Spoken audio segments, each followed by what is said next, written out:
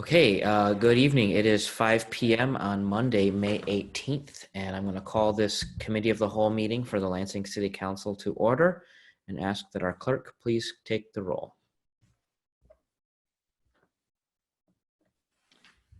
Councilmember Hussein.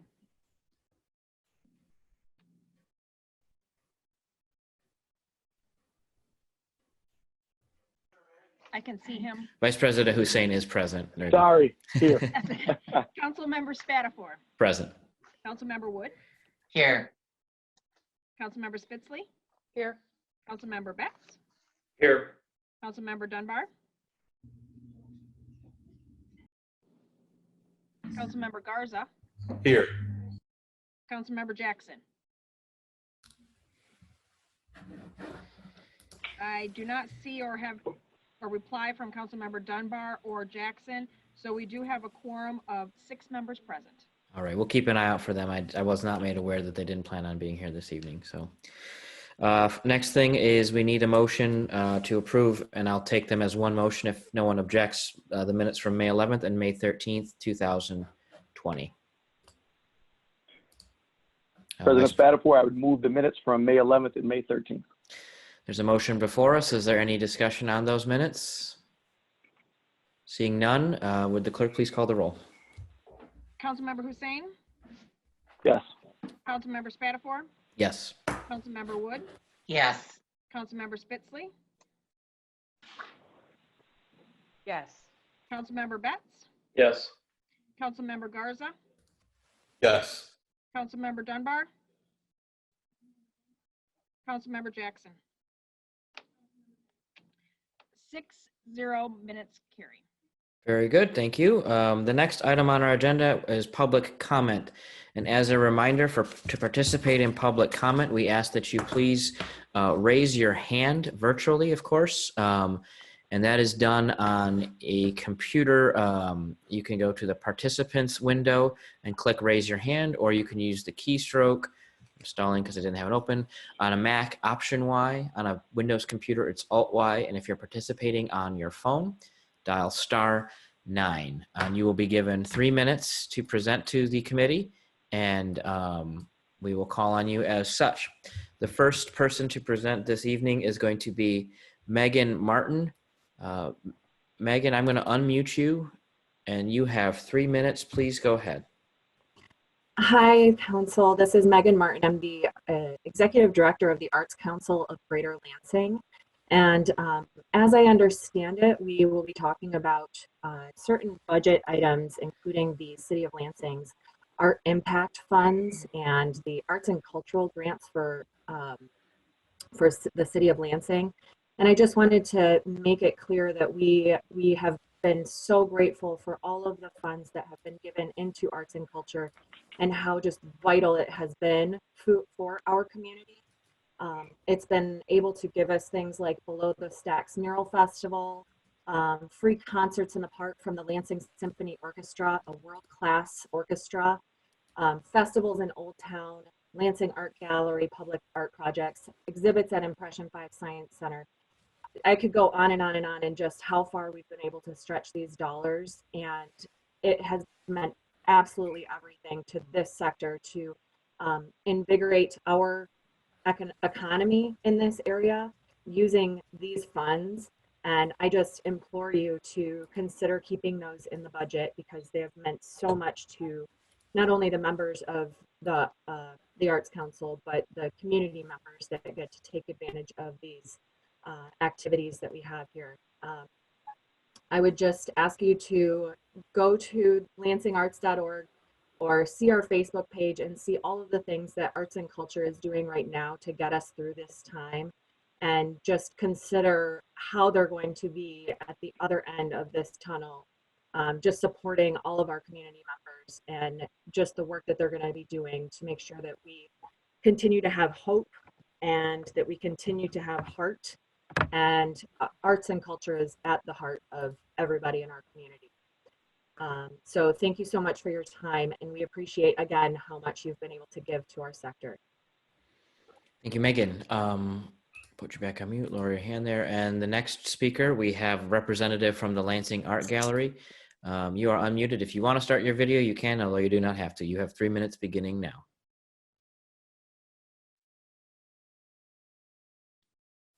Barb?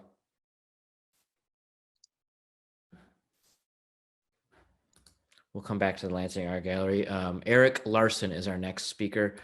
Eric, you are now unmuted, and 3 minutes starting now. First of all, thank you for giving us the opportunity to present some public comment. I'm doing this from the comfort of my garage, as there's several other Zoom calls happening throughout my house right now. And I want to echo some of Megan's comments. I really appreciate the previous funding and investments into arts and culture throughout the city of Lansing.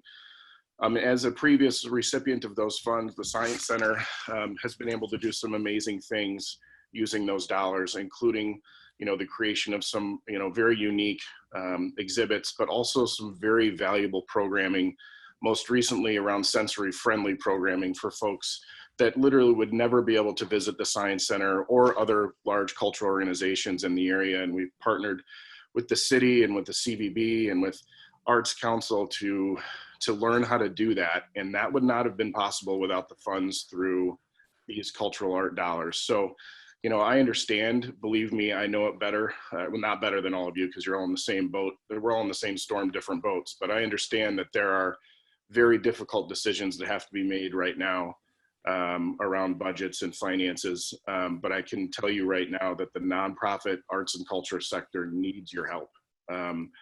There are many of us that are very close to the edge, and some of these programming dollars are the oomph and the funding that we need to keep things intact. So I appreciate the diligent manner in which you are reviewing the budget, and I appreciate the funds that you have provided in the past, and I would very much appreciate you doing all you can to keep some funding in this year's budget.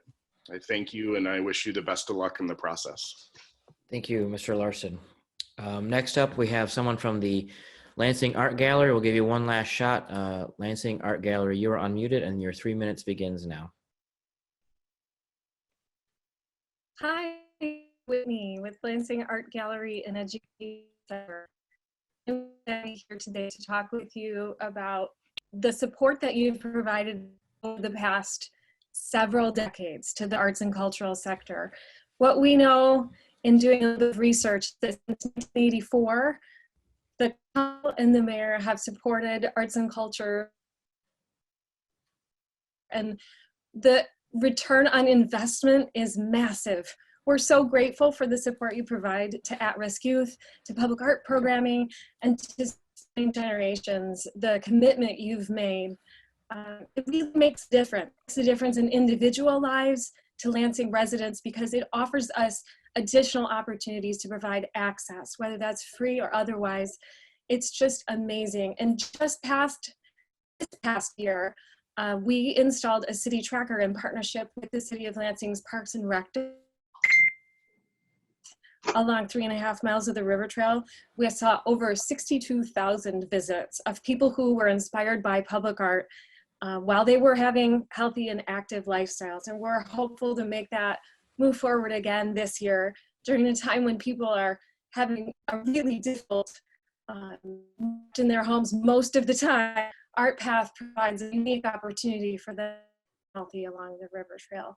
So thank you for your previous support, and to consider funding this for the future as well. Thank you. Next, we will have Amy Morris Hall and Morgan Kara Butts. Amy Morris Hall, you'll go first. You are unmuted. Oh, no, you're not yet. Am I unmuted? There. There you are. Hi, my name is Amy Morris Hall, and I'm Executive Director of the Potter Park Zoological Society. Thank you for the opportunity to speak. I really appreciate it. And again, I echo the sentiments of many of the other people who've spoken, in that I am really grateful for the assistance that we've received from the city and the city's support of the nonprofit community. I don't think I'm telling any of you anything when I say that we are at this time really suffering, and as are many organizations and municipalities in the state. We're looking for ways to reinvent ourselves, but that is going to take time. We've all made some really difficult sacrifices and decisions in response to what's happening with COVID-19. And that brings us to this time when we're really in need. So I would just ask that you remember what the nonprofit community brings to the greater Lansing area, that we are what makes it a rich and vibrant region, and will continue to do so. And we need all the help that we can get to do that. We are a big part of placemaking in this community, and we build the strength in this community. And I just would ask that you support the nonprofit community in your budget as you deliberate these thoughts. Thank you, and give our best to Jolly, please. We will. Thank you. Next up is Morgan Kara Butts, and I'm being told Christopher's iPhone is Christopher's cell, so we're going to go with Morgan and then Christopher. Morgan, you are unmuted. Go for it. Perfect. Hi, Council. My name is Morgan Butts. I'm speaking today as a Lansing City resident, an arts advocate, someone who's directly benefited from the arts all my life, and as the Director of Communications at the MSU Bird Art Museum. And I really appreciate the opportunity to speak here today.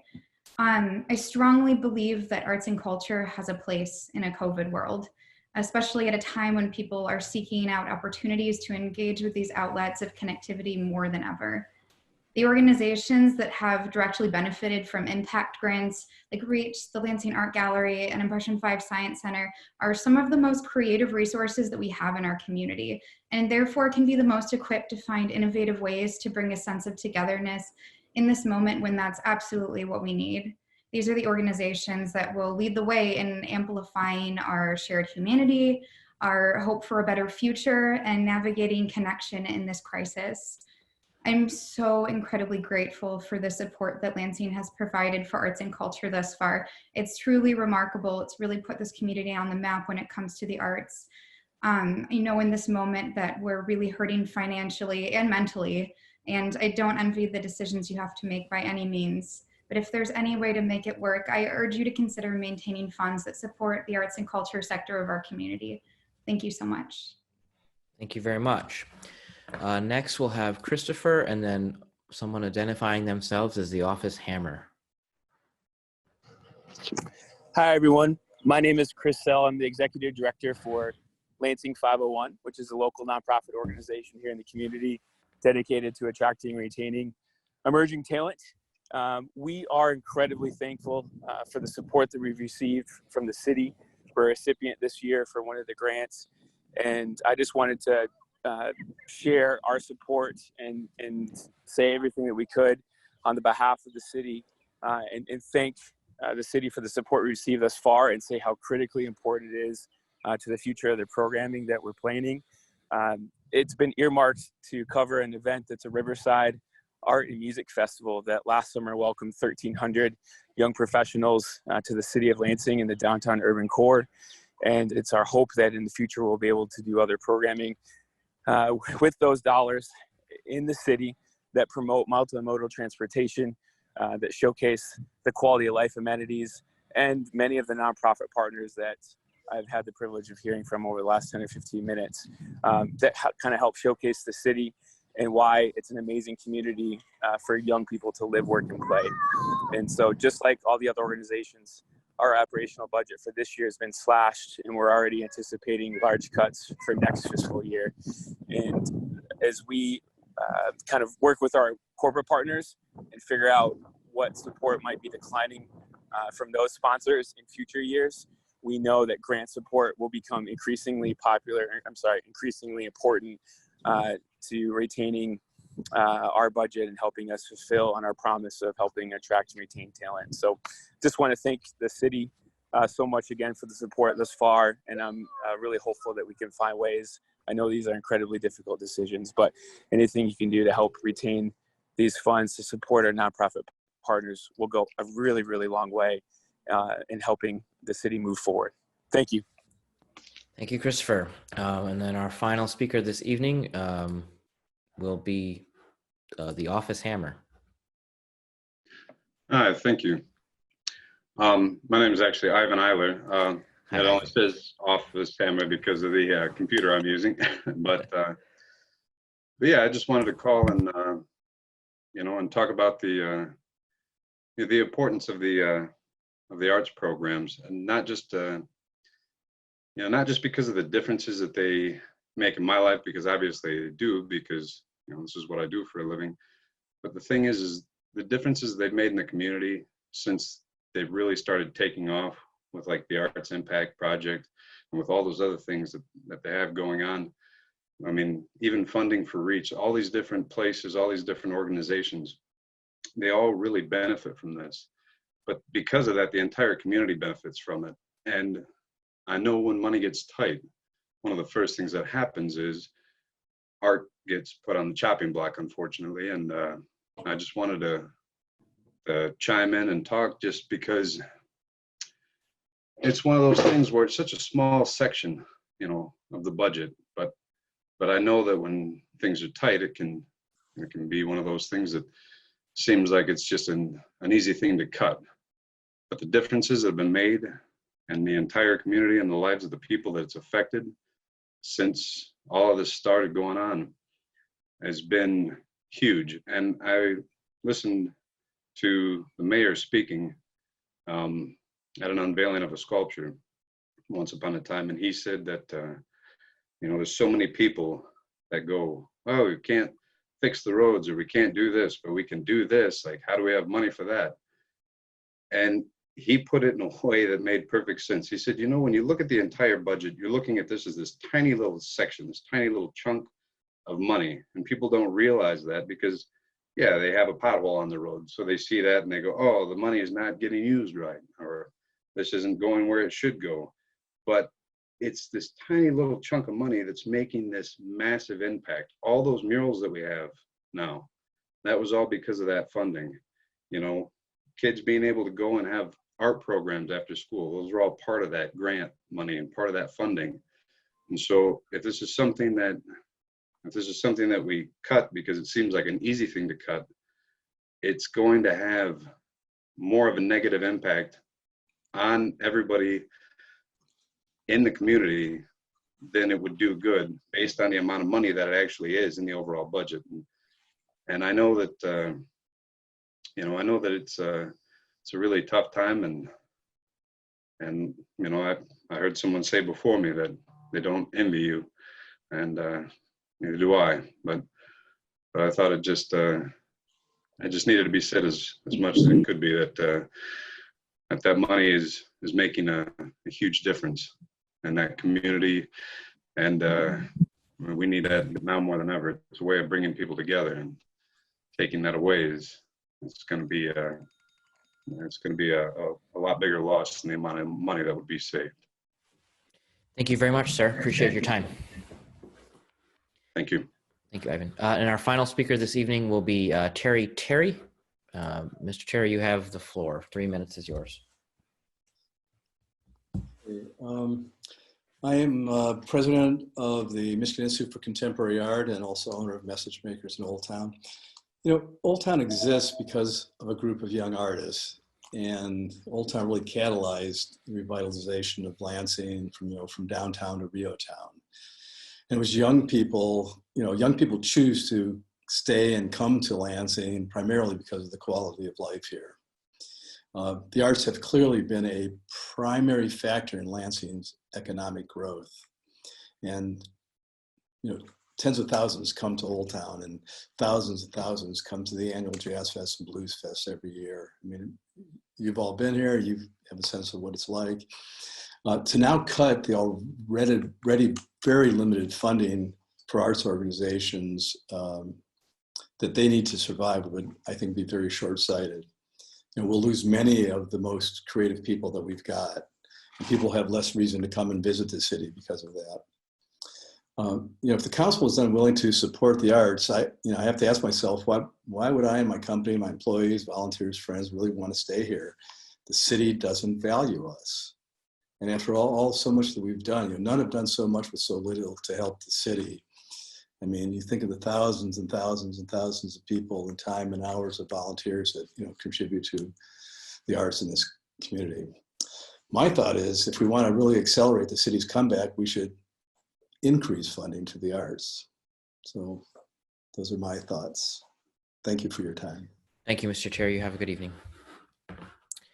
And I see no more public comment, so we're going to move on to discussion and action, and I'm going to call on Councilmember Wood first. Thank you, President Spatafor. I have two motions for reconsideration on the April reconsideration discharge, excuse me, from Ways and Means Committee. On April 4th, you, sir, had moved the grant acceptance approval to accept a $10,000 public art grant for communities grant from PNC Foundation to the Public Arts for Communities and the Lansing Economic Development Partnership. And because this needs to be acted on and Ways and Means Committee has not met, we ask that this be discharged into Committee of a Whole. So with that, I would move that first one. Very good. The motion before us is to discharge the Committee of, the Committee on Ways and Means of that item. Is there further discussion?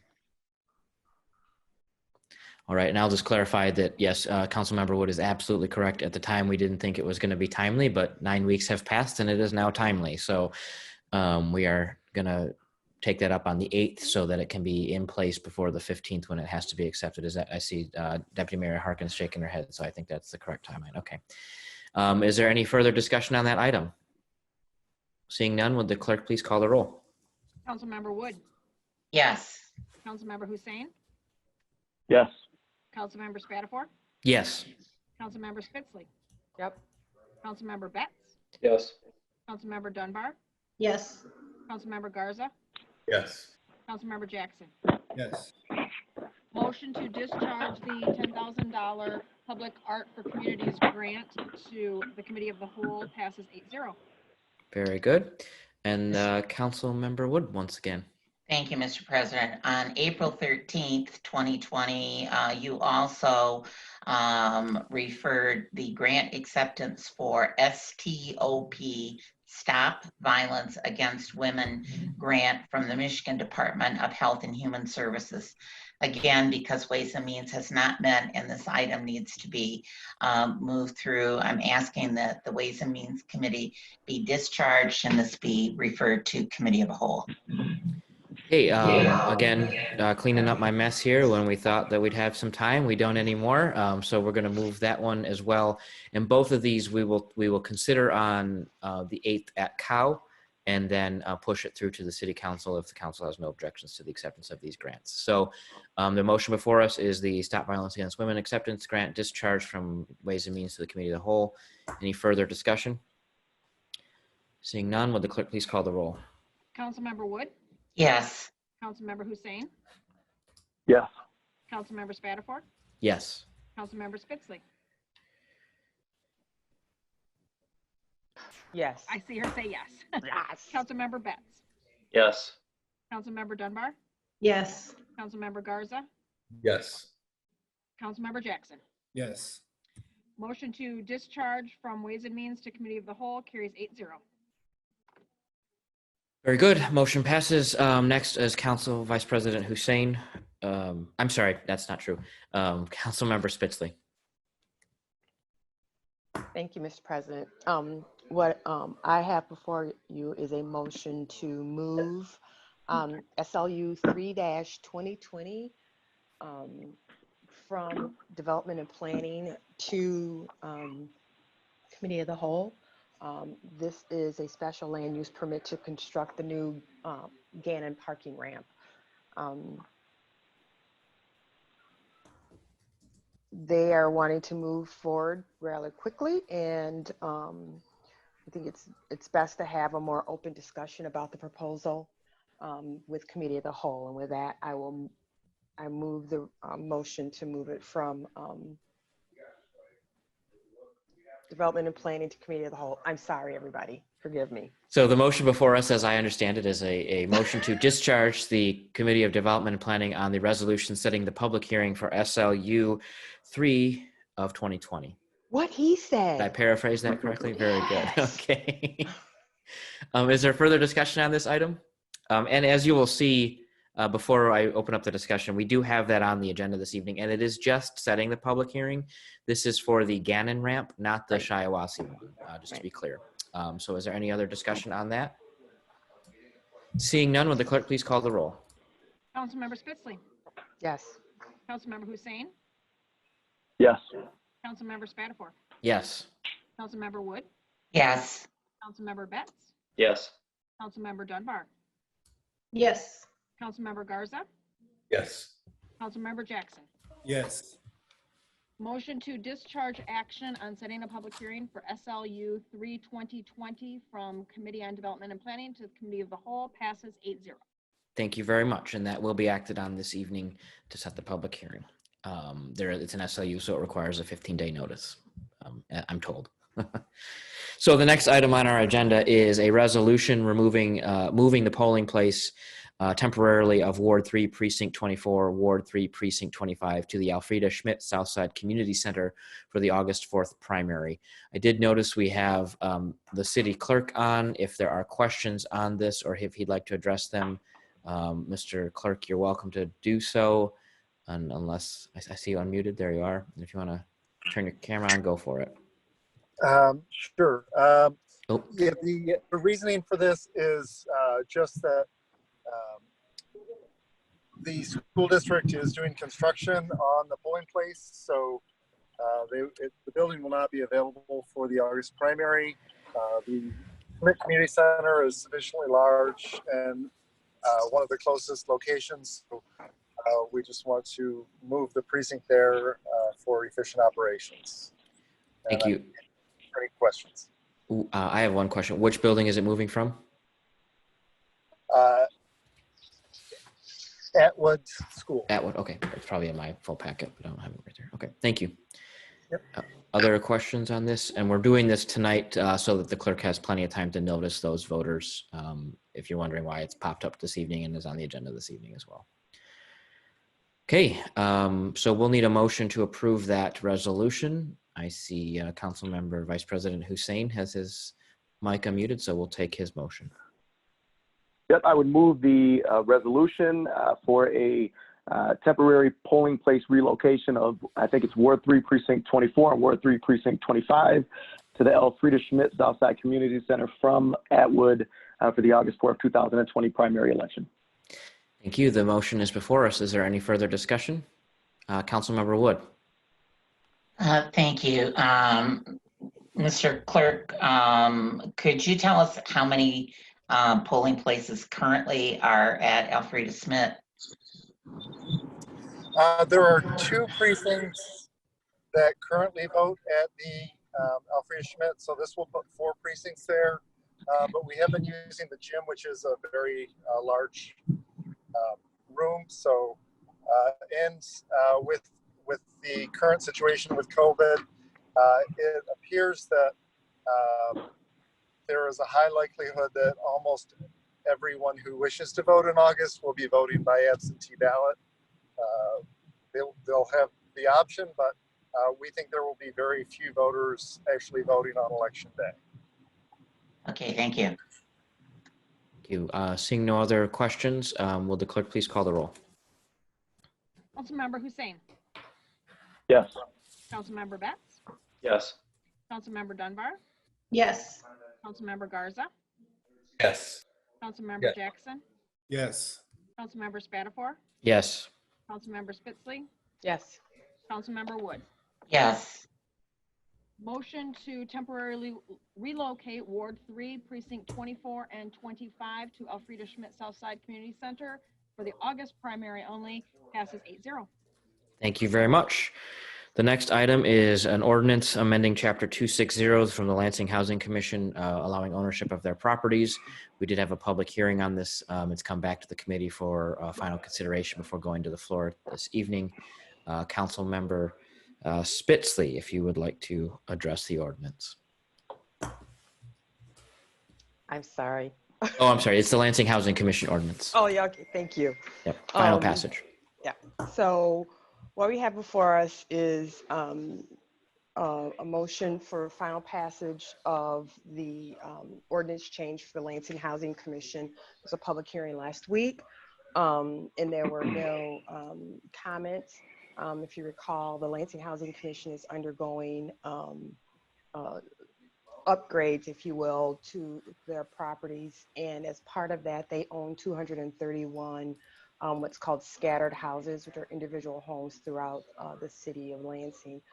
In working with the city, they discovered that they needed to get permission, or they needed to have total ownership of those properties. And the ordinance as it's written does not give them that ownership. And so the ordinance, they came before us to ask for an ordinance change that would give them total ownership of all their properties. As we were looking at the ordinance and development and planning, we realized that there were a number of other things that were outdated in the ordinance, including setting the salary of the staff and some other reporting requirements. And so we worked with the city attorney to change some of that language as well. Again, as I said, we had a public hearing on it. There were no adverse comments. And with that, I would move the resolution, or move the ordinance for final passage. Thank you. The ordinance has been moved. If there are questions, we can address them. Also, Mr. Fleming is on the call if anyone has any questions finally, but I think we pretty much run the gamut on them. So if there's any other questions, please let me know now. Okay, clerk, please call the roll. Councilmember Spitzley. Yes. Councilmember Wood. Yes. Councilmember Spatafor. Yes. Councilmember Jackson. Councilmember Garza. Yes. Councilmember Dunbar. Yes. Councilmember Betts. Yes. Councilmember Hussein. Yes. The ordinance to amend Chapter 260 regarding the Lansing Housing Commission passes 8-0. Thank you. Someone remind you, we only need an immediate effect vote at council, correct? Thank you. Okay. The next item is an ordinance, Z9 2019 for 3440 Northeast Street conditional rezoning from F commercial to G2 wholesale district. This is for a marijuana safety compliance facility. Councilmember Spitzley. Thank you, Mr. President. So what we have before us is a rezone on 3440 Northeast Street from F Commercial District to G2 Wholesale District, with a condition restricting the allowable uses. Basically, the restriction is that it can't be used for for sale of medical marijuana. We had a public hearing. And the first public hearing, the owners were not there. And so we kept it open until, let me get the date here. We kept it open until we had a second public hearing, at which time second public hearing was held on 3/16/2020. There were no comments, and the applicants were present. So at this point, I am moving the resolution for the rezone. Right. Excuse me. The resolution has been moved to change 3440 Northeast Street from a conditional rezoning from F commercial to G2 wholesale. Is there any discussion on this? Seeing none, would the clerk please call the roll? Councilmember Spitzley. Yes. Councilmember Spatafor. Yes. Councilmember Jackson. Yes. Councilmember Garza. Yes. Councilmember Dunbar. Yes. Councilmember Betts. Yes. Councilmember Hussein. No. Councilmember Wood. No. Action on ordinance for Z9 2019 for the rezoning from F commercial to G2 passes 6-2. Thank you very much. Excuse me. The next item is a resolution setting the public hearing for SLU 3-2020, 610 North Capitol Avenue, the North Grand Avenue portion, to construct a 3-level parking ramp in the G1 Business District. Councilmember Spitzley. Thank you, Mr. President. I just dropped my paper. Hold on for just a second. No worries. Thank you. So this is a special land use permit to construct a new parking ramp, specifically at the LCC Gannon parking ramp.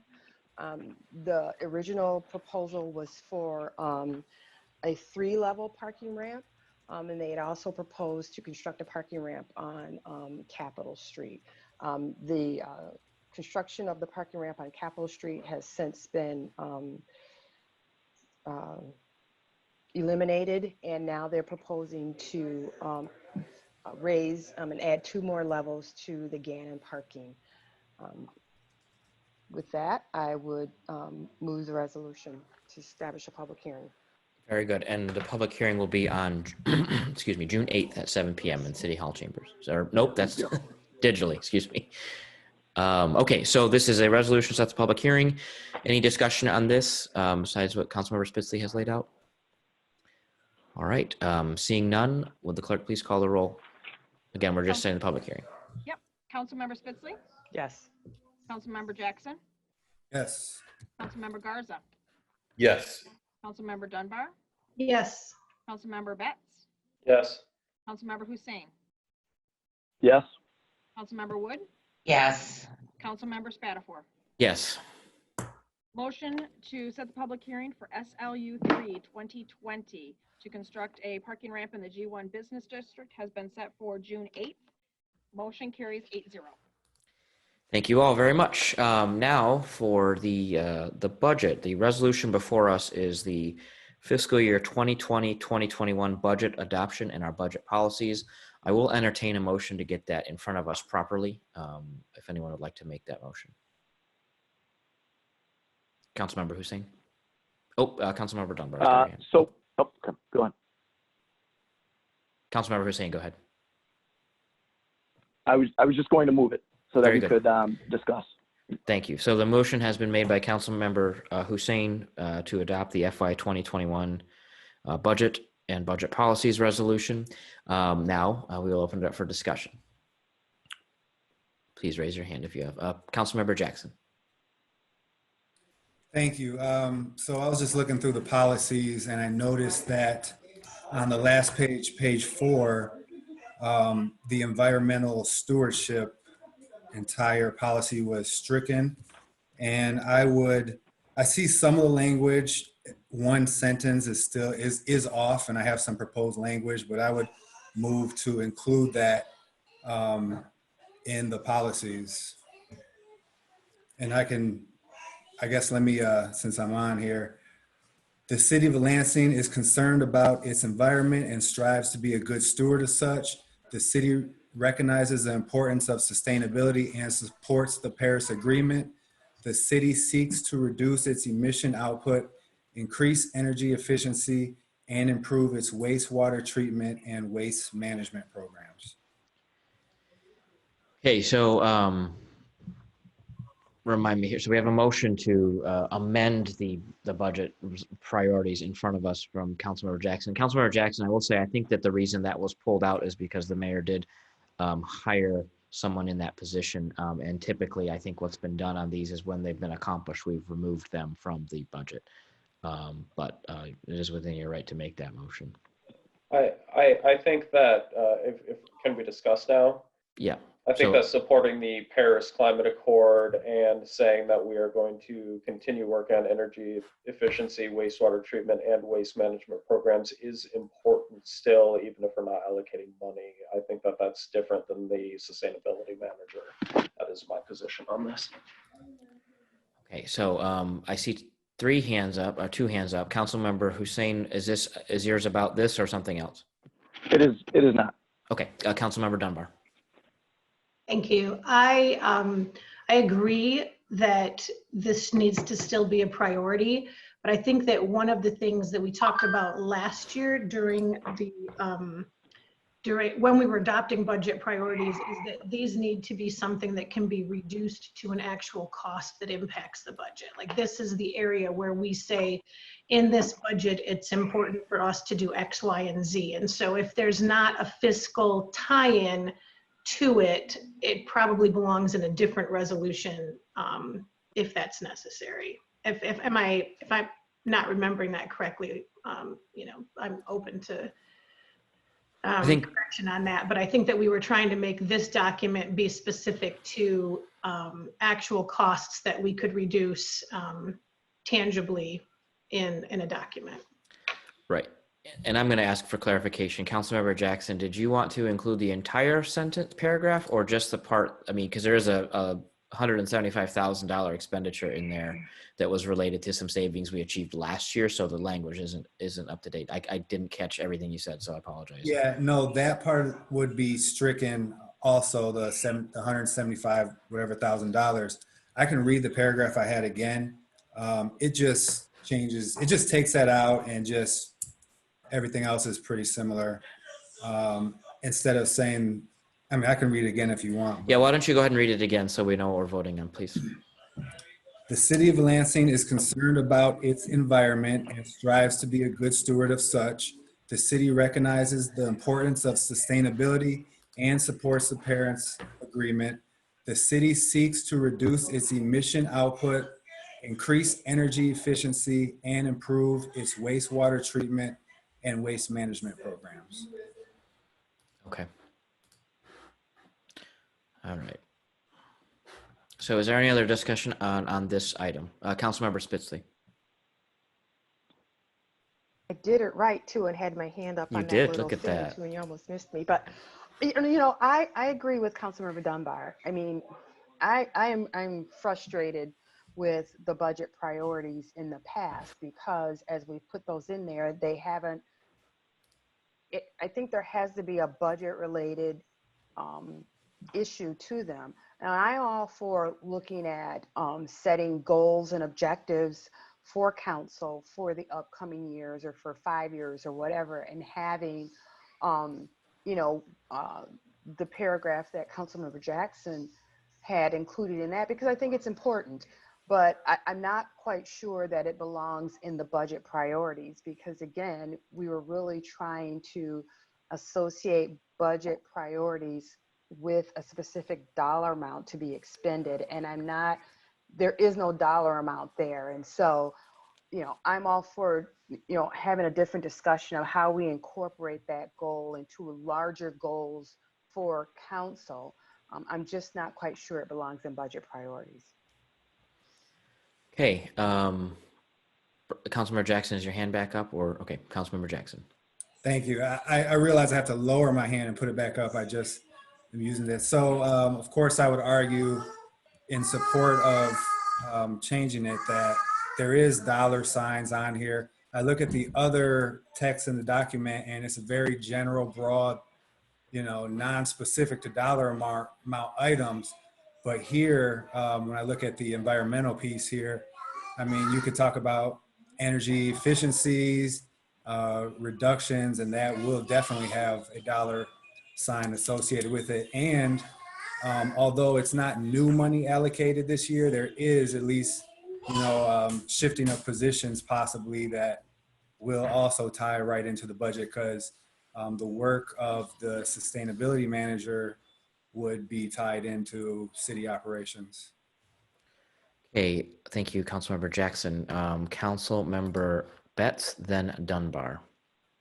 Thank you, Mr. President. I do have a question regarding the requirement that these budget priorities have a dollar amount associated with them. Non-motorized vehicle safety does not have a dollar amount associated with them, though we do promise to help increase rider safety and transparency and accountability in government, referring to economic incentives and transparency. We haven't really done a lot with that, and that does not really have to do directly with the budget either. So are we proposing, as the new person here, that we strike everything that does not have a dollar amount associated with it, or is it only this particular environmental piece that matters? That's all I have. Thank you. Thank you. Councilmember Dunbar. Hold on, just Kathy, hold on. There you go. I'm okay. I'm unmuted. Councilmember Betts, I agree with you completely. The budget priorities have been multiple pages since I've been here. Pages and pages of wish lists that don't have money tied to them. And so it's been my frustration over the years that we haven't chopped it down to an actual tangible budget. So I will give you this, that I'm looking at them right now, given the number of them that are just, direct and we wish you do this, or, make safe. None of them here, and I've said that before, but since they are, and because we want to keep environment on the front burner, I don't mind Councilmember Jackson's language, but I would vote for it if it in there. But my concern always is it's a wish list with no tangible, where are we going to get the money from? So like for me, I want budget priorities to be, okay, for this year, we're going to take this amount of money from X and we're going to put it in Y, or we suggest that you try to raise revenue this way to put toward this, but we're not there yet. And we didn't really have the capacity to do a massive overhaul on this, given that we meet once a week on Zoom. But in the future, I would like to see this completely changed into something that is basically really budget Workable. Yeah. Thank you, Councilmember Dunbar. Councilmember Spitzley.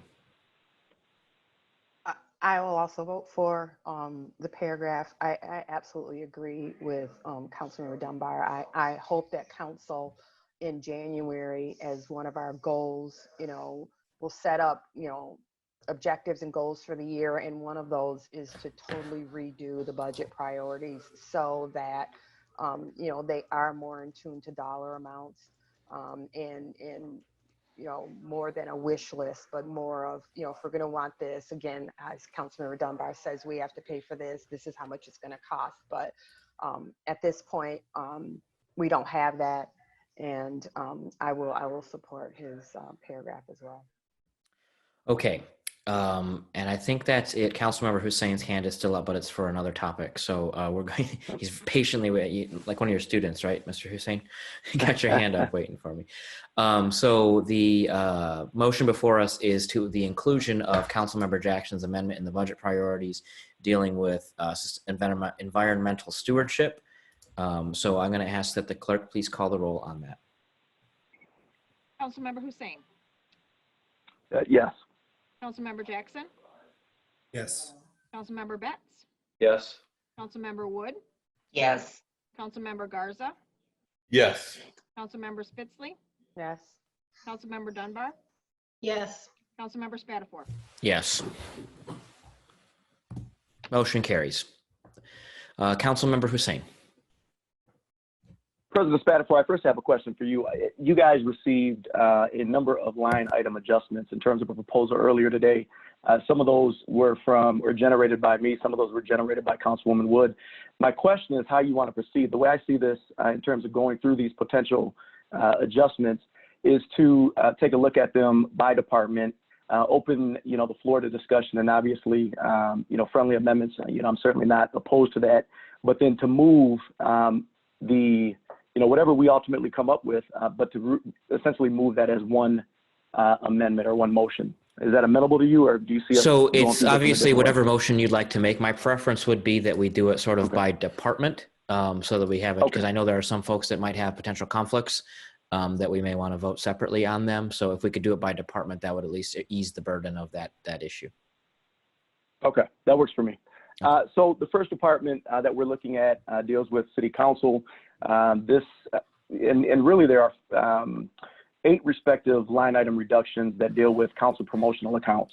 And what this would do essentially is reduce the at-large, sorry, there's a little bit of share screen. I'm just trying to take a look. This would reduce the at-large promotional accounts from 2,000 to 1,500, and then it would adjust down the ward-specific promotional accounts from 1,500 to 1,000. That would result in a net operating impact of $4,000 in terms of the city council budget.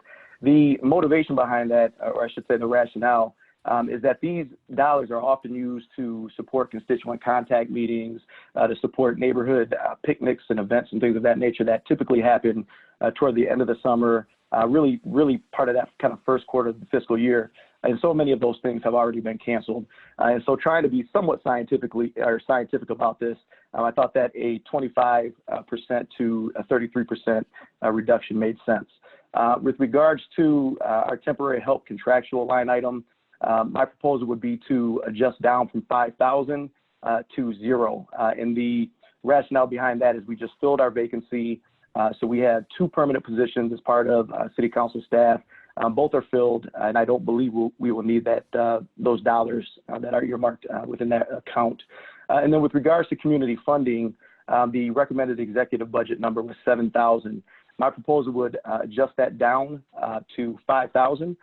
Again, the rationale is similar to kind of the logic behind, adjusting down the promotional accounts, and that so many of those dollars are used to support events that happen toward the end of the summer into the fall. And the other piece of that is that, historically, we haven't necessarily used the balance of whatever's been earmarked. And to be quite frank, I think toward the end of most fiscal years, we have asks, and a lot of times what we do in terms of our awards is double the amount of that's being asked so that we actually can use those dollars. So the total operating impact on city council's budget, if these proposals are approved, would be $11,000. That would take us to a new operating level of $209,244. So with that being said, I would move the amendments. Thank you. So folks, before us, we have amendments, items 1 through 10 on the list provided by Vice President Hussein, and he did just detail them. So I will have Councilmember Wood has some discussion on it. Thank you, President Spatafor. Councilmember Hussein, I'm assuming that any savings that you're looking at would go into the fund reserve or what's known as the rainy day fund. Is that correct? Yes. So this would lessen the impact in terms of that general reserve fund draw. Yes. Okay. Thank you. Are there other questions before us? All right. Seeing none, would the clerk please call the roll on the amendment adopting items 1 through 10 on the list from Vice President Hussein? Councilmember Wood, Yes. Councilmember Hussein, Yes. Councilmember Spatafor, Yes. Councilmember Spitzley, Yes. Councilmember Betts, Yes. Councilmember Jackson, Yes.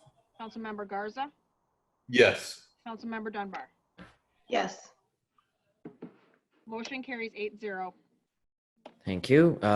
If you'd like to continue, please go for it, Vice President Hussein. Thank you. So the next 3 items pertain to neighborhoods and citizen engagement. If you look at item 11, this is account number 7070000. This is a line item for temporary help within the Department of Neighborhoods and Citizen Engagement. The recommended budget that we received on March 23rd, I believe it was, again, I'm trying to pull that up, earmarked $20,000 for this particular line item. I would propose that we adjust that down to down to 0 for a savings of $20,000. With that being said, I did have some conversation with the mayor earlier, and so I may be pulling that. I would like the mayor, if possible, to speak to what this line item actually is, what it funds, because my understanding is that there may have been some dollars moved from miscellaneous to temporary help for this budget cycle. Mr. Mayor, we're going to have you address that. I think procedurally I messed up here. We have before us, we need to adopt the substitute budget resolution that the mayor proposed last week, I think is the process we need to follow. So we need to have a motion to adopt the substitute COVID-19 budget that the mayor and administration presented to us to have that properly before us. It should not affect the budget priorities, Councilmember Jackson, as those were not altered, but the budget is different. So Vice President Hussein, if we could have a motion to adopt the substitute, please. Yes, I would move to adopt the substitute. Very good. And just so we're clear, a vote yes on this just puts the bill, the budget in front of us. It does not approve it, and we can still work on our amendments. So is there discussion on the adoption of the substitute? Councilmember Wood.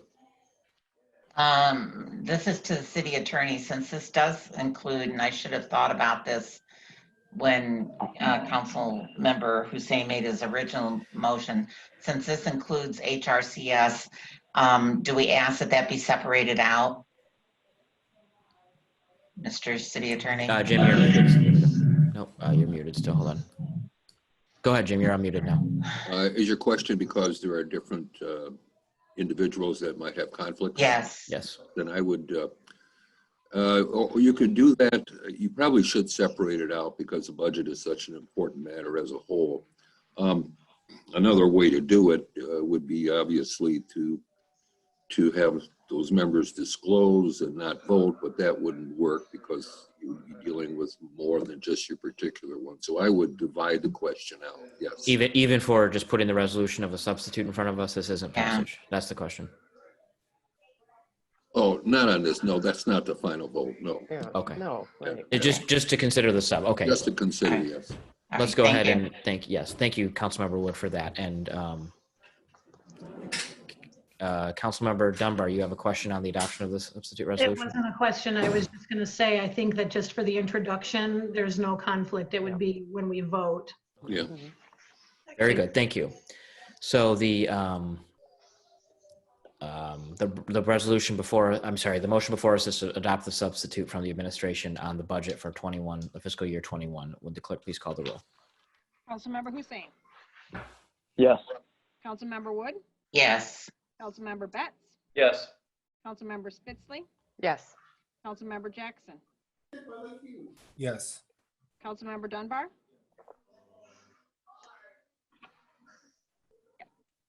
Yes. Is that a yes? Sorry. Yes. Yes. Okay. Councilmember Garza. Yes. Councilmember Spatafor. Yes. Motion to accept the substitute budget passes 8-0. Very good. And then a motion from Vice President Hussein for items 1 through 10 affecting the council budget is going to be in order again because we missed that one. So Councilmember Hussein, if you could make that motion, I appreciate it. Thank you. It's been moved again. If the clerk would please call the roll. Councilmember Wood. Yes. Councilmember Hussein. Yes. Councilmember Spitzley. Yes. Councilmember Betts. Yes. Councilmember Dunbar. Emails, yes. There you go. Councilmember Garza. Yes. Councilmember Jackson. Yes. Councilmember Spatafor. Yes.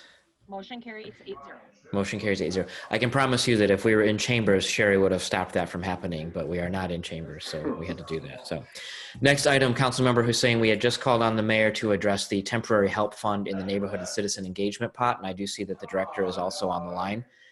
So Mr. Mayor, you're up. Yeah, you want me to just talk about this item? Is that right? Yes, please. Yes. Thank you both. It's my understanding, and again, Director Crawford is on the line. The comment in the notes has only showed up in amended FY20 budget, never given explanation. My understanding is we had a budget as part of miscellaneous that the Vistas were part of, and those were moved into out of miscellaneous, so a negative 20,000 in miscellaneous and a positive 20,000 in temporary help having to do with the way the Vistas are paid. So it wasn't an increase, it was a move out of miscellaneous and into temporary help. But Director Crawford can probably explain more from there.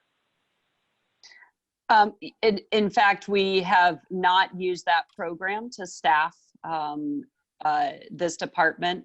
We have found it to be somewhat administratively onerous. So as a cost reduction, we had moved to using temporary staff, urban fellows and interns, rather than using national service members in that department. And so those must be paid in temporary help, not in miscellaneous. So that's a change. Okay, thank you. Councilmember Hussein. Hey, can I ask a question? And I don't care who answers it. Would it make sense if instead of eliminating that line item, adjusting down to reflect the fact that there's going to be a little bit less in-person neighborhood and citizen engagement, at least through the first quarter of this year. So I'm just wondering if there are any thoughts in terms of how we could potentially adjust that down.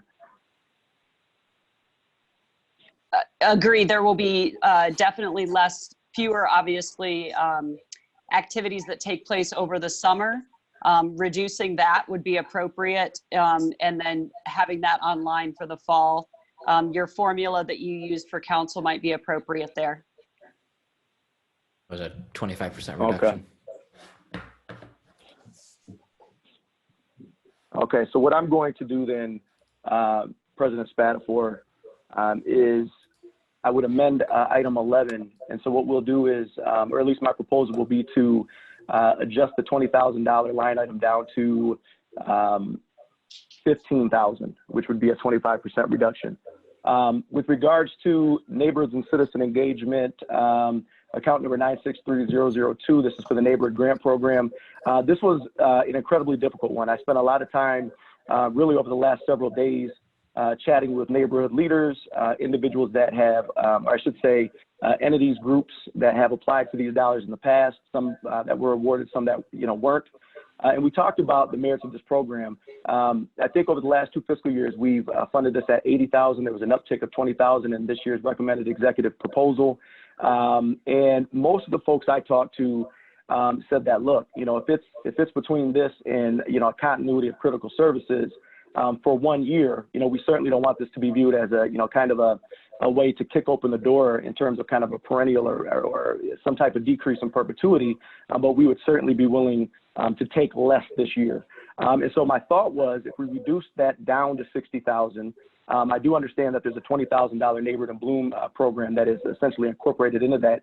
But my thought is, regardless, and if we saw equitable distribution, you'd still have, the $10,000 per ward, in addition to the $5,000 for Neighborhoods in Bloom. And I think that we can still have an impact with regards to our respective neighborhoods, but also work to, try to, as best as possible, insulate our city employees and really insulate those critical services in terms of any disruption to those critical services. So, of course, this one is one that we're going to want to discuss. But my proposal would be to reduce that line item by $40,000, so it would be left at $60,000. And then lastly, I will have Councilwoman Wood discuss the temporary help in Office of Financial Empowerment.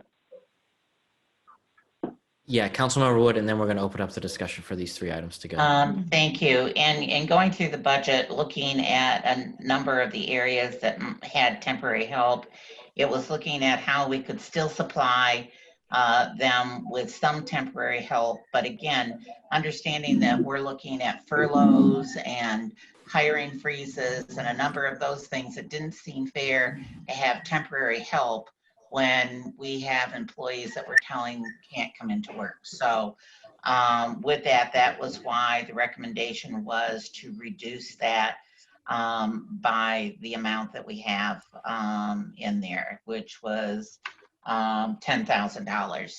So it still leaves them with some temporary help, but it does reduce that. Okay. So before we move on, we've got these 3 items in front of us. Councilmember Betts. I do have one question for both you, Adam and Carol. I understand the plight of worrying about public service workers, but aren't we estimating that we're already going to have general fund budget left over? Are you anticipating that the reduction of $12.5 million is not what we're actually going to see? And so you're adding this, and what would stop the mayor from just putting this as an amendment later if we say that it's important to us to cut this first? I'm just not understanding where we're cutting workers from their jobs or doing this, because we currently have those workers and we have a general fund balance. This would just be adding $70,000 to our general fund balance. So if you could answer that so that I can deliberate this in my head, that would be great. Thank you. Councilmember. I don't know if you want to take that, Councilwoman Wood. Okay, thank you. Is that all right, President Spatafor? Yeah, go for, yes, absolutely. All right, thank you. We'll treat it like a committee. Go ahead and have All a right, dialogue. thank you. Councilmember Betts, I think the reason, at least my reasoning, I'll give you my reasoning by looking through this and trying to make some reductions, is in looking at the budget that we have presented, and I appreciate the work that the mayor and the financial staff has done in making amendments. But I think the fact that we know, we've been repeatedly told by the state, as well as our own treasurer, that there is the potential of additional reductions. By trying to make attempts right now to reduce expenditures in our budget will demonstrate to the public that we have taken this seriously. If we receive additional revenues coming in, we can always reinstate some of these instead of saying to the public, okay, things are going well, here's, and I'll use the example because we've had a number of people speak about it, the arts grant, for $87,000. And by making no adjustments in some of these line items, I think what we're saying is we are kicking the can down the road.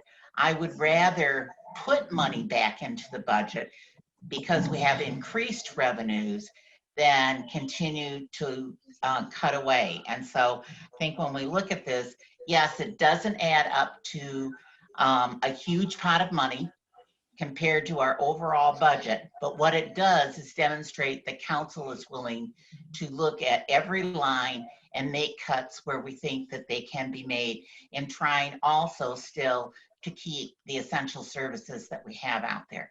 And again, neighborhoods are my heart and soul. So the idea of cutting grants to neighborhoods, but when neighborhood people send us emails and say, I'd rather make sure that we have a code officer out there than necessarily a grant this time, those I think that we have to listen to and come up with a way to deal with this. You've not, this is your first budget on council.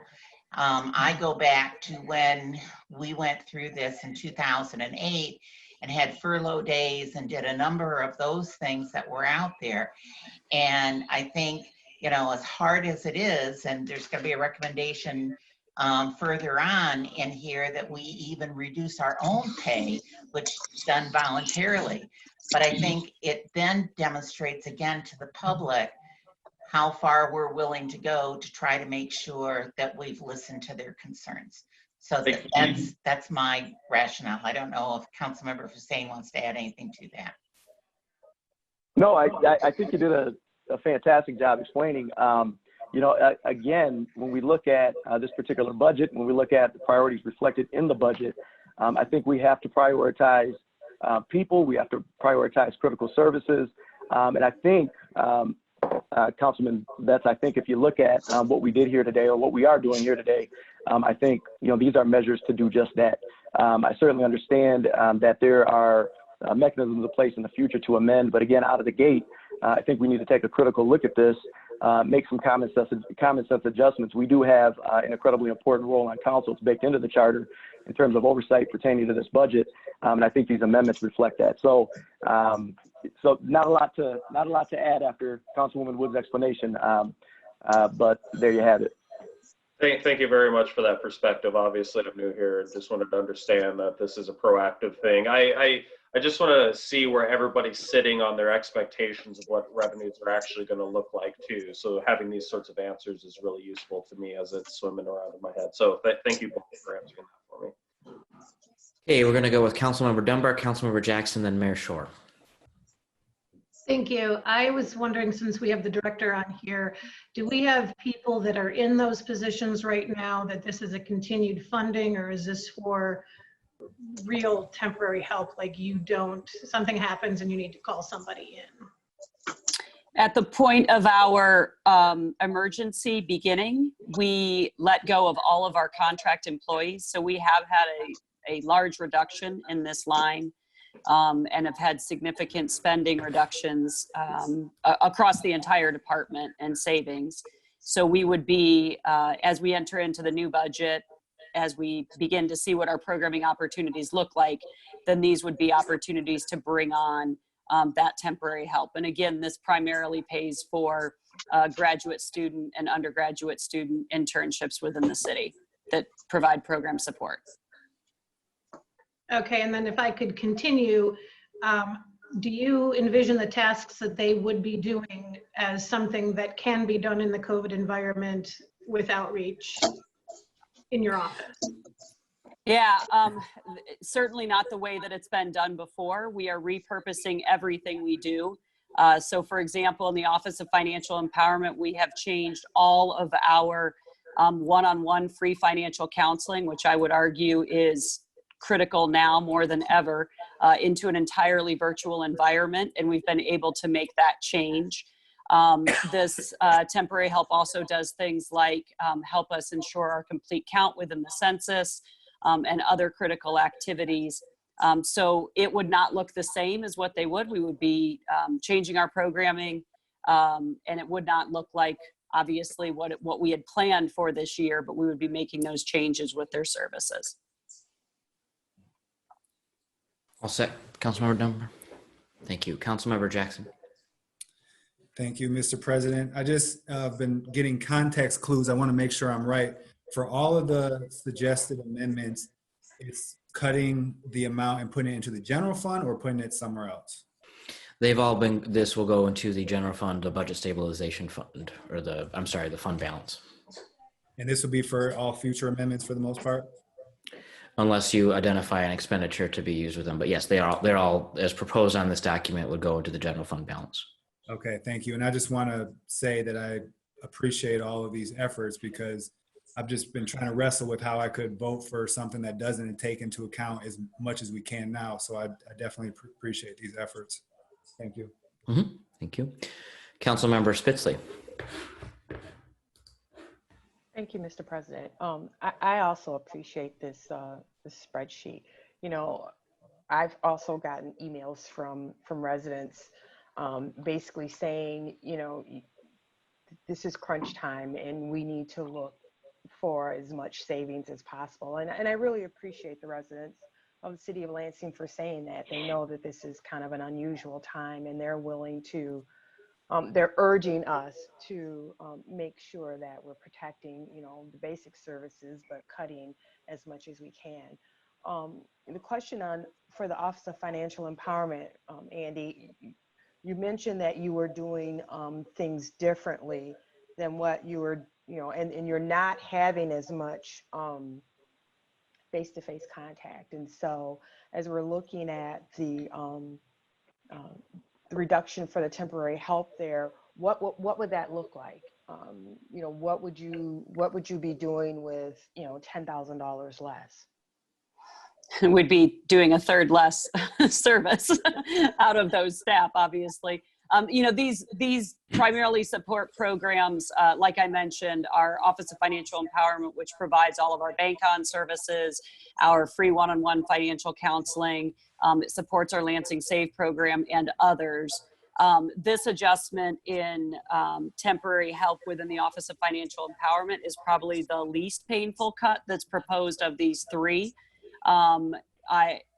It's probably the place where I would say we can make the most adjustments and changes without affecting direct services to our neighborhoods and to our citizens.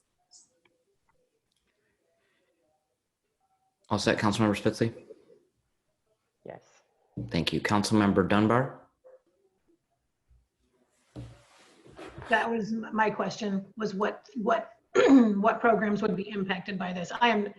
I appreciate you saying that that's the line that would hurt you the least.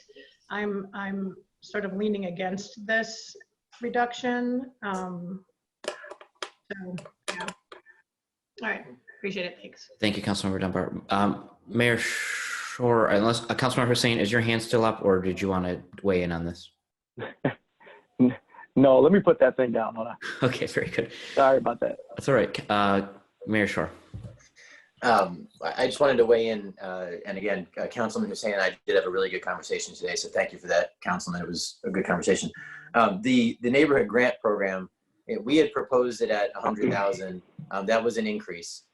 So in the conversation, the current year, it's funded at $60,000 for the neighborhood grants, and then another 20 for neighborhoods in bloom, which we just actually gave away last weekend. You know, it's a beautification project for the city, but we get a lot of people who come and grab those, you know, all over the city, and they're planted and they go in the rights of way. So that's the 20,000. The 60,000, we do have on the line on Zoom, Delisa Fontaine, who runs the Neighborhood Advisory Board program. I mean, I'd like her to weigh in if she can. My understanding is we received something like double the number of grant requests, significantly more money in grant requests, which is why we put in an increase. There are a lot of neighborhoods out there that want to do things to help their neighborhoods. Now, some of it will change, there's no doubt. So putting in the increase, you know, I'm open to reducing the increase or eliminating the increase, but I really think that that should be a static amount from year to year, because we had double the requests. So if the council president will allow, if we can have Delisa just explain the process, who applied, how it was distributed throughout the city, things like that. Sure, Ms. Fontaine, if you could do that quickly, please, we appreciate it. Now, let me make sure you're on here. Ms. Fontaine, you're unmuted now if you want to go ahead. Thank you for that, and thank you, Mayor Shore. The Neighborhood Advisory Board is comprised of citizens from all 4 of our wards. They work really hard at evaluating each application for funding, and we truly appreciate their hard work in making such tough decisions. Especially this year, during such a competitive grant cycle, we saw record applications for funding at over $111,000 this year. Funding for the Neighborhood Grant Program is completely based upon the completed application that sits directly in front of the board, and the board must evaluate each application based upon the information they're giving at that time. As stated earlier, the neighborhood grants budget includes the Neighborhoods in Bloom program, which is allocated at $20K, and would increase the neighborhood grants. Let me see, if we did the increase for this year, that would increase the neighborhood grants to $80,000. Reducing this line item to a total of $60,000 would either require eliminating the Neighborhoods in Bloom program or reducing the neighborhood grants program to $40,000, which I know that was spoken about earlier as well. The process, let's see, the kickoff for the grant application begins in October, and we host 2 to 3 workshops for neighborhood organizations, civic organizations to come in and speak directly to Neighborhood Advisory Board members so they can get feedback on their grant application. We go line by line as to what is required for the application, especially when it comes to estimates and for letters of support. The Neighborhood Advisory Board actually meets this Thursday at 5:30, and we would welcome your feedback regarding this process. And the board is going to be working over the summer to improve the process of this funding as well. And then based upon the current ask that we had for this year, seeing the raise and ask, we would definitely want to retain that line item at $80,000 if possible. Thank you very much. We have council members Wood, Garza, and Spitzley on this item. Councilmember Wood. I appreciate Ms. Fontaine's explanation and understand the fact that there are countless requests that are out there. But again, when we're looking at this, we're looking at the situation that we're currently in. If revenues pick up, we can make amendments to the budget back in October that will allow us to fund more. I find, I will be perfectly honest, I believe that if we as a council do not make some reductions here, that we are not doing our due diligence and looking realistically at the budget that's before us. Again, this is now into our process. Since I've been on council, there have been very few changes once a budget has been presented to us, or it's been very minute in what those changes are. Again, we have to show that we believe that the critical services are the most important thing at this point. We could make a remark for each one of these. We could go back even to our own accounts and look at the fact that by reducing that, we're reducing what we give to neighborhoods. Many of us are buying tickets and ads and giving donations and buying flowers and buying mulch and doing things for neighborhoods. But we said we felt that that was critical. We reduced our own temporary help. So I think, as we look through this, we need to be cognizant. There's going to be an argument for every one of these deductions that we make, and they're going to be heartfelt and they're going to be pull on our heartstrings. But by making none, we are not doing our responsibility as council members. Thank you. Councilmember Garza. Lower that. Thank you, Council President. It's kind of hard to follow Carol, so I wish you would have let me go first, but you pretty much stole my thunder there, Carol. But I appreciate everybody being on today. This is definitely tough. I mean, there's a lot of critical services. There are a lot of wants. There are a lot of needs.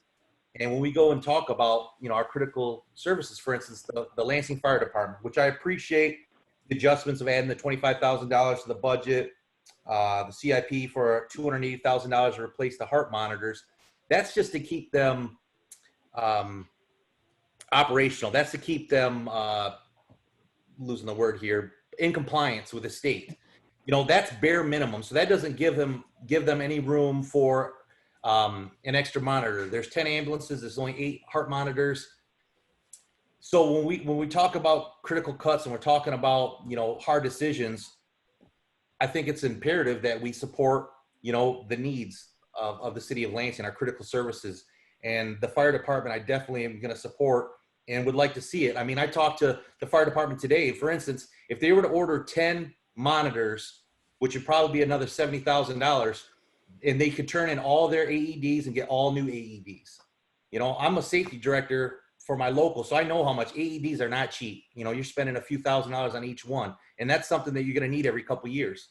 So they spend a couple, another 70 grand or whatever it may be for another extra heart monitors. They get all new AEDs. I think that's a win-win. Definitely tough decisions to be made, but when we decide between our needs and wants, and I'm not saying that neighborhood engagement isn't a need. I mean, it's definitely critical for our city. But in the certain circumstance we're in, the COVID-19, I mean, it's to me, it's a no-brainer. I think we should put our money to where our needs are, not so much the wants. So I have to thank you. Thank you, Councilmember Garza. I will ask council to please keep remarks germane to the amendment before us, if we could, just to keep conversation moving along. But I appreciate your thoughts on the subject. Councilmember Hussein Dunbar, then Betts.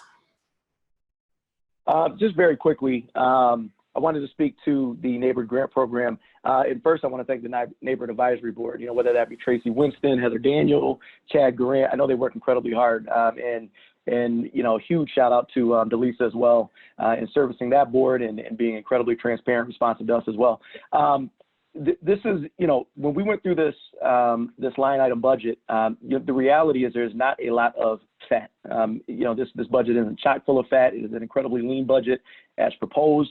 And I wouldn't call this fat. But when you look at, truly providing for critical services, again, trying to make sure that we, as best as possible moving forward.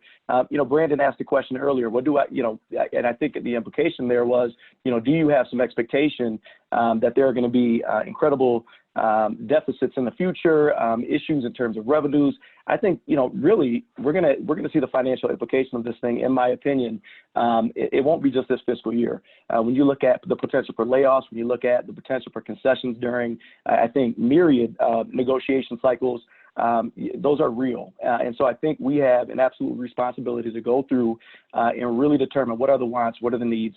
And with regards to this particular line item, in my time on council, we have activated dormant neighborhood watch groups in Southwest Lansing. We've reactivated neighborhood association groups. We've started new associations and civic organizations. And so nobody understands the importance of those groups more than I, as I usually am right there with them, guide on the side, working to prop up and support those groups. But again, in terms of this fiscal year, when I looked at that particular line item, I thought that this was an area where we could potentially create some savings. I will still And in terms of the amendment that I am going to propose in just a moment, I will still keep it at that. Again, I am open to friendly amendments, but I just wanted to kind of discuss the rationale behind that particular amendment or piece of the amendment. Thank you. Okay, Councilmember Dunbar. Thank you. So I find it interesting that, we get a second crack at it, but it doesn't necessarily mean that we're not doing our job if we don't chop a ton more. Because saying that we have to show that we're serious by making cuts insinuates that the mayor wasn't serious when presenting a budget, because he's already cut a lot out of the budget in the process of sending it over here. So I don't think that it's accurate for us to say we have a responsibility to cut more just to prove to the public that we took it seriously. I think that we can explain a lot of the stuff that's in the budget to the public by saying that it was cut before it came to us. As far as reductions from last year's line items and et cetera. That's work on our part that we have to do to explain it. And also, that I agree that most of the changes that we've made in years past have been a nominal fractional portion of the budget. And this is really no different and I appreciate the finding of the things but I mean, if you look at $318,000, which is at the end of this line, how that compares to a $200 million budget, it's a small percentage of that. And so I agree that we should find cuts where we can, but I don't consider it a mandate to prove that we've done our jobs. I appreciate looking for things that can be done. I personally don't think that I support this neighborhood issue. I would reduce it to 80 back where it was before the addition last year. And the temporary help, and I don't know if Andy is still on the line, but as far as that goes, this is the year where we're doing the census. And if that temporary help is being budgeted to work on census calls to make sure people filled it out, that's going to result in a lot of revenue for us too, if we're accurately represented in the census and things. And the other thing is, on the basis of neighborhood stuff, as somebody who's run a neighborhood organization, and I work with a bunch of them as well, I am sure that there are neighborhood leaders who said, I'd rather have a code officer than this, but we're not giving them a code officer with this. We're putting it back in the rainy day fund, which is not an invalid thing to do with it. But I think that given the times that we're in, I agree with the reducing of the funding that's relevant to activities that can't take place outside anymore. But if there's something that can be done in the office to engage people, even through phone calls or Zooms or whatever, I think that we should be looking into that in the time of COVID, as opposed to just cutting completely. And that's all I'll say on that. Thank you, Councilmember Dunbar. Well, I'll come back to it. I heard a friendly amendment, but it wasn't explicitly a friendly amendment. So I will call on Councilmember Betts while you decide if it was a friendly amendment. Councilmember Betts. I like that friendly amendment, but I'll let Kathy make that. I think that what I want to say right now is that every single time I've seen this unit of government and every unit of government act, the response has always been cut. Carol, this is my responsibility to cut the budget. It's not. My responsibility is to represent my residents. And I think that is a really important distinction here. Now, whether or not this particular amendment is necessary, we can discuss that, but it's my responsibility to vote on a budget that I think is going to pass. And this is the reason I asked before, and I ask again, what level do you think is appropriate? Do you not think that $12.5 million is enough of a cut? And why do you not think that? Do you think that our finance department has not estimated that out correctly? And if so, please give me a number, because I need a number that we are all working on. I think that it's not going to be a 20% cut. I think it's going to be a 25% cut. Now, what does that mean for my budgeting? It means that most of the amendments today I'm going to vote for because I expect a 25% cut. But I need that justification from every single one of you when we make these cuts, because we're not here to cut the budget. We're here to vote on a budget that gives the people of Lansing the services that they require. And I think that is a really important distinction that we make today. And I yield the floor. Okay, Councilmember Hussein. Yeah, so just a couple things, in how do I articulate this?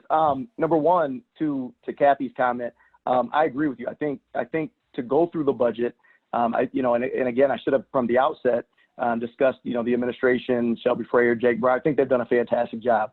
But the reality is we do have a role in the process. And so I hope that all of you went through this budget line item by line item, and because that is doing our job. And if there are things in there that potentially we could cut to pad essentially our rainy day fund to guard against potential layoffs in the future, even if that is the saving of 1 or 2 or 3 critical positions into the future, and that somehow guards us from some disruption and some, in terms of some continuity of service. I think it was, effort well, it was worth it, essentially. When I talked to the mayor today, and I don't want to speak for him, so he can certainly correct me, but what I heard was, the vast majority of these, make sense. The vast majority of these he wouldn't fight us on. And I think he too appreciated the fact that, we went through it and we actually, tried to engage in the process and tried to, impact, future services in a positive way. That being said, and I'm sorry, I should pull up the Zoom and see if there are other hands up. If appropriate at this time, I would make an amendment. And with regards to the Neighborhoods and Citizen Engagement Neighborhood Grant Program, I would make an adjustment. So, President Spatafor, would it be appropriate to make a motion at this time? Yes, sir. And Okay. Councilmember Hussein, actually, items, we don't have items 11 through 13 in front of us properly. So if you want to just make a motion with what you're about to say instead of a friendly amendment, that would get them all in front of us the way you want them. Okay.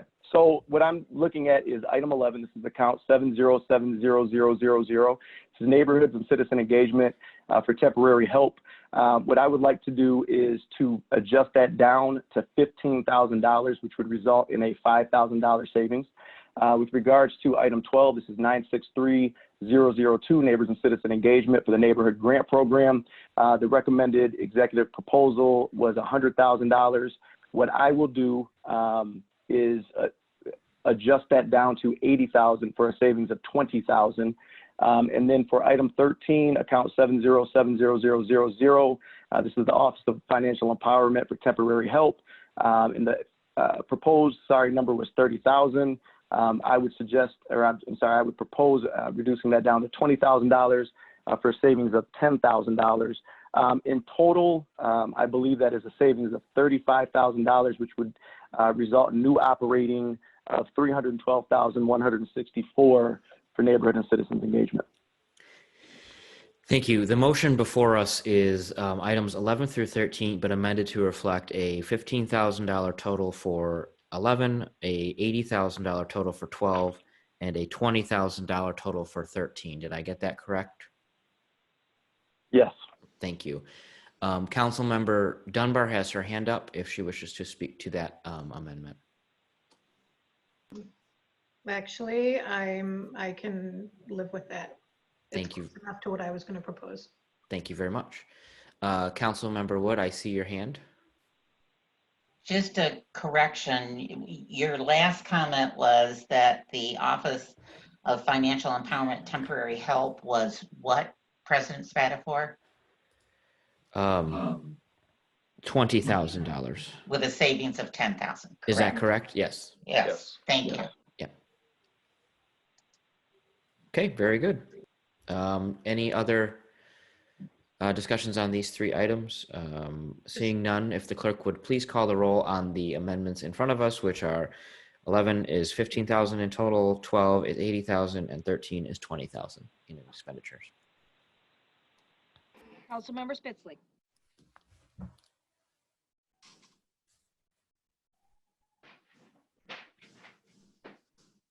No. Is that a yes? A no? No. Councilmember Hussein. Yes. Councilmember Jackson. Yes. Councilmember Wood. Yes. Councilmember Betts. Yes. Councilmember Dunbar. Yes. Councilmember Garza. Yes. Councilmember Spatafor. Yes. Motion carries 7-1. Thank you very much. We are moving along to items 14, 15, and 16. If you could make your motion, please, Vice President Hussein, get the items properly before us. Yes. So these pertain, just very quickly, these pertain to economic development and planning admin for supplies in the amount of $2,000. You'll see in the notes that this is new to this year's budget. It is a small amount. It could most likely be covered by dollars and miscellaneous. And again, when we look at these small amounts, a lot of small amounts end up to a bigger amount, which you see obviously at the end of the spreadsheet. Really quickly, Councilman Wood, if you want to cover 15 and 16 in terms of building rental. I'm not prepared to make the motion just yet, President Spatafor, because we need a little bit of discussion on the building rental aspect, which I believe Mayor Shore will want to weigh in on. But Councilwoman Wood. I believe you have to have the motion. We could always amend the motion afterwards if the information that we receive, we choose to amend it. So okay, so the reason I didn't is we've been having the discussion respectively before the motion, but I will make the motion that we reduce operating impact, by $42,000. This is items 14, 15, and 16, leaving a new operating line item of budget of $1,629,790 for economic development and planning. Okay, the motion before us is the items 14, 15, and 16, a reduction of $2,000 in the supplies line item, the $20,000 in the code compliance building rental line item, and $20,000 in the planning building rental line item. Councilmember Wood. thank you, President Spatafor. The code compliance and planning, we rent from the parking fund, which is an enterprise fund, and we use general fund dollars to rent our buildings, which is paid into the parking fund.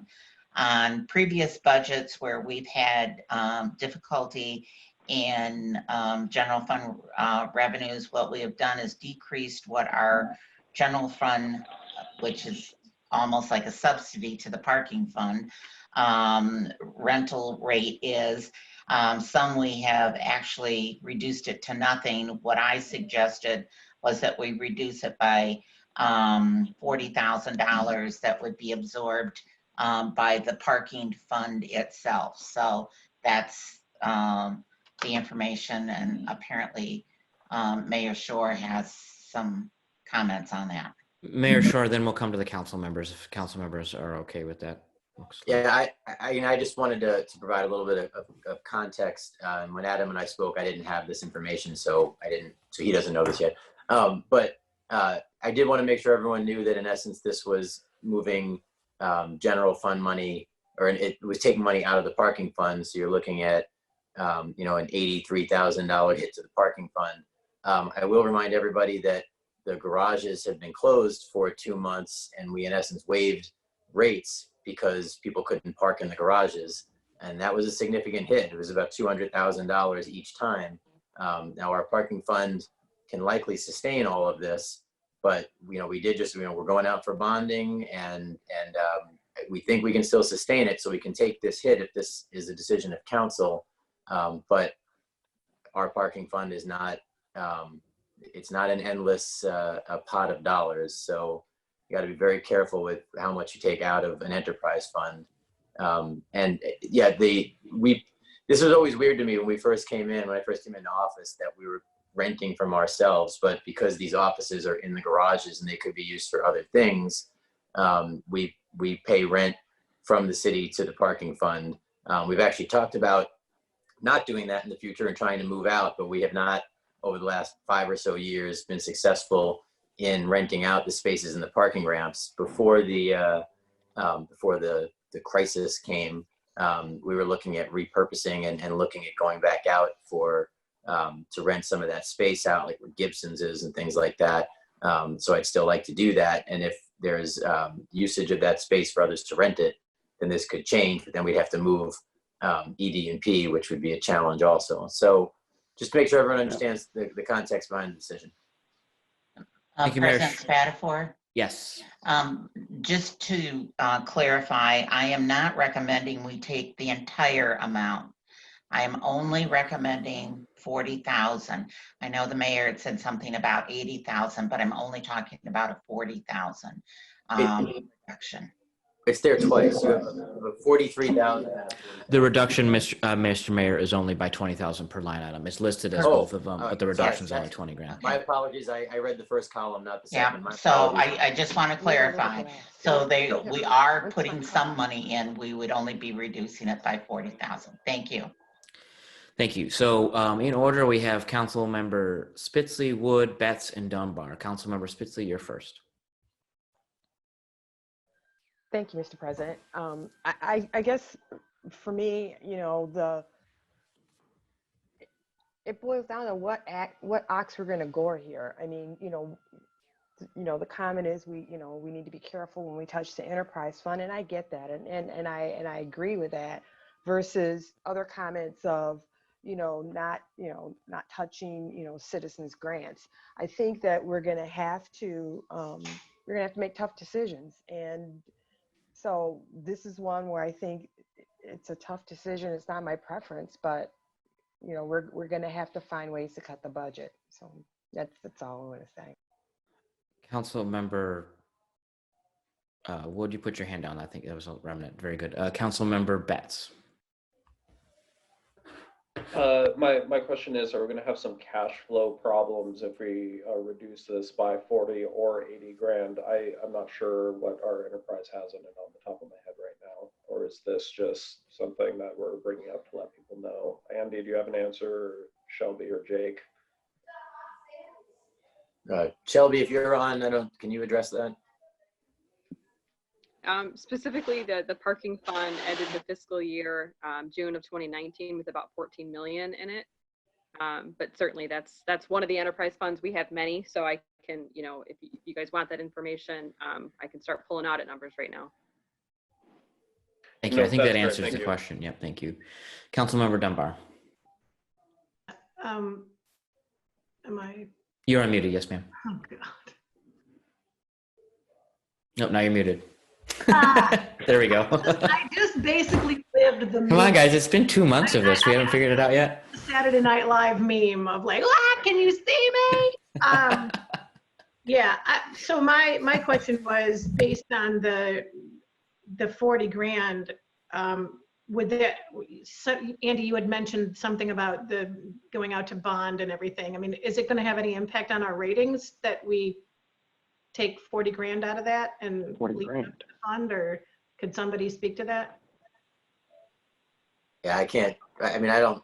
Shelby, you can correct me if I'm wrong. I don't think so. But again, everything affects your ratings because of the hit that everybody's taking. I get that question a lot. Everybody's taking hits everywhere. So I don't know. Shelby, will that affect our bonding if we take another 40 grand out of the parking fund? No, I mean, 40 grand won't do a whole lot considering the size of the fund balance.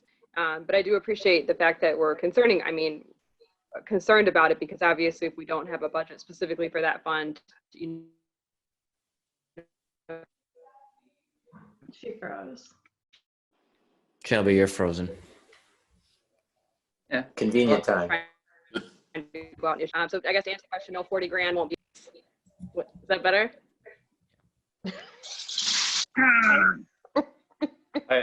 What I got from that answer was $40,000 will not negatively impact our bond rating right now.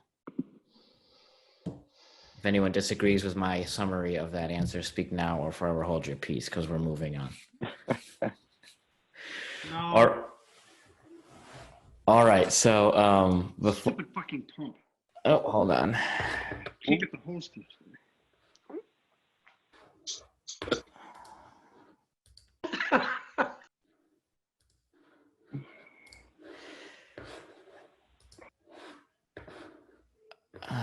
Okay, moving on, we are going to see Councilmember Dunbar, you have your hand up. I just wanted to say that's the gaffe everybody thinks I'm going to make on Zoom. And it wasn't me. Woo! Wasn't you. All right, so we have before us Councilmember Hussein's proposed changes.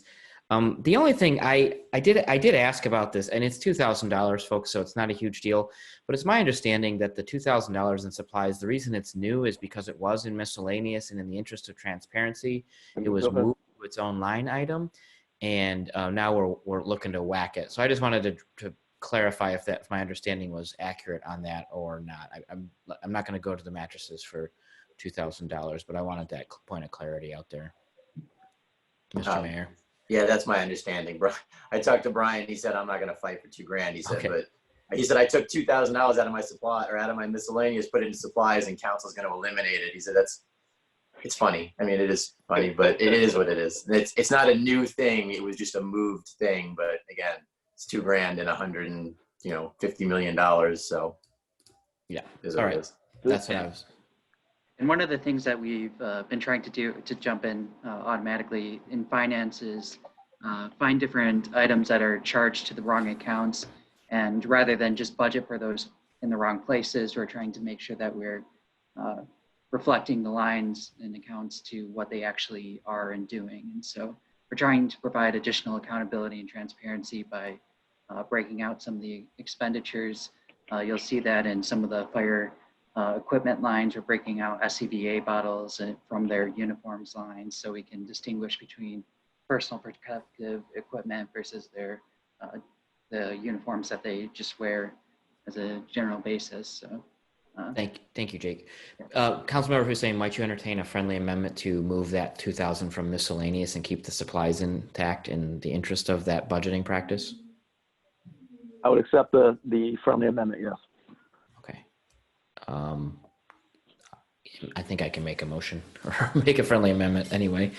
All right, thank you. So the motion before us is a reduction in the economic development planning's miscellaneous line items by $2,000, the code compliance building rental by $20,000, and the planning department's building rental by $20,000 for a total reduction of $42,000 in those line items.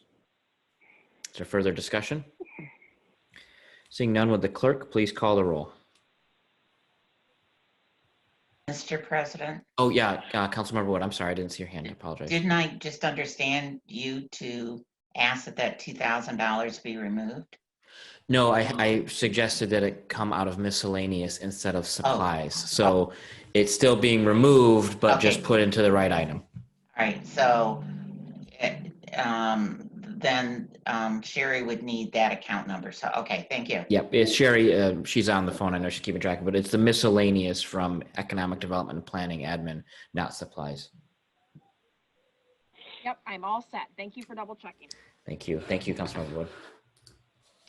So for the motion of the reduction of 42,000 from the economic development, Councilmember Dunbar, Yes. Councilmember Garza, Yes. Councilmember Jackson, Yes. Councilmember Hussein, Yes. Councilmember Wood, Yes. Councilmember Spitzley, Yes. Councilmember Betts, Yes. Councilmember Spatafor. Yes. Motion carries 8-0. Thank you very much. Vice President Hussein, items 18 and 19. Yes, so very quickly, this pertains to the Human Resources Department. Again, two line items that are near and dear, I think, to all of us. We've worked to try to prop these up over the past and have actually increased these line items. The first is the Residency Incentive Program. And my proposal is to adjust that down from $50,000 to $25,000 for a $25,000 savings. The justification is, number one, we haven't, when you look at the actuals over the past several years, we haven't used the money in those particular accounts. The second piece is my understanding, because last year we only used, I think we gave out 3 of these. And although the administration is taking a look at, other ways to use these dollars, partnerships with local entities and things of that nature, we simply haven't been using those dollars. The other piece, obviously, is that we have a hiring freeze of non-essential, moving forward. So I think there will be a reduced need for that program. But again, with so many of these, I don't want this to be, kind of the kicking in of the door for this in perpetuity. Of course, when the dollars, are flowing again, I'd look to increase that and promotion of that. The second piece is employee recognition. And the proposed executive budget earmarked $26,317. As you can see from the Excel spreadsheet, I've adjusted that down to $0 for a net savings of $26,317. My understanding is that this line item has been used in the past for lug nuts tickets and different events out on the Pepsi porch or out at the zoo or things of that nature. And I think obviously we're going to see a reduced capacity in terms of being able to do those things. I understand the importance of this particular line item for morale and things of that nature amongst our employees. I would just say very quickly before I move the item that we are having very serious conversations where I work, obviously as an educator. We hear this 25% reduction number from Councilmember Betts, and those are the conversations, I should say the percentages that are creeping in to our conversations. And as we are being asked, what are those things that you could live with, into the future with regards to cuts as an effort to try, even if it's one position that we're able to maintain moving forward. These are the types of things that I'm hearing from my colleagues. If it's, saving one of our employees, over, a Pepsi porch employee recognition event, we would certainly take that. So that was the justification. What I will do is move this so it can get in front of us. This would be a reduction of $51,317 to the Human Resources Operating Fund, and that would leave it at $874,849. Is there other discussion on this item? That's a motion by Councilmember Hussein, correct? Councilmember Hussein? Yes, it is. Thank you. Councilmember Dunbar. Oh, and just before we move on to Councilmember Dunbar, we are on items 17 and 18, not 18 and 19. I misspoke at the beginning of that. Okay, thank you. If you see me jumping up and down from the chair, our basement is flooding right now from the rain, so I'm hopping out of here when I can. And I may jump on here. There's a giant wet vac in the basement that you can hear through the floor. So if you hear that, let me know and I'll try to speak louder if it's coming through. I wanted to ask, I have no real problem with cutting the residency program because I don't think we've ever given more than 25 out in a year anyway. But as far as employee recognition, sometimes I think that we may not do it in the traditional way that we have in the past, but we're asking people to do a lot more during this time, and especially essentials, and it's a whole new environment, and it's very stressful for everybody. And so I don't know that I'd want to cut all employee recognition.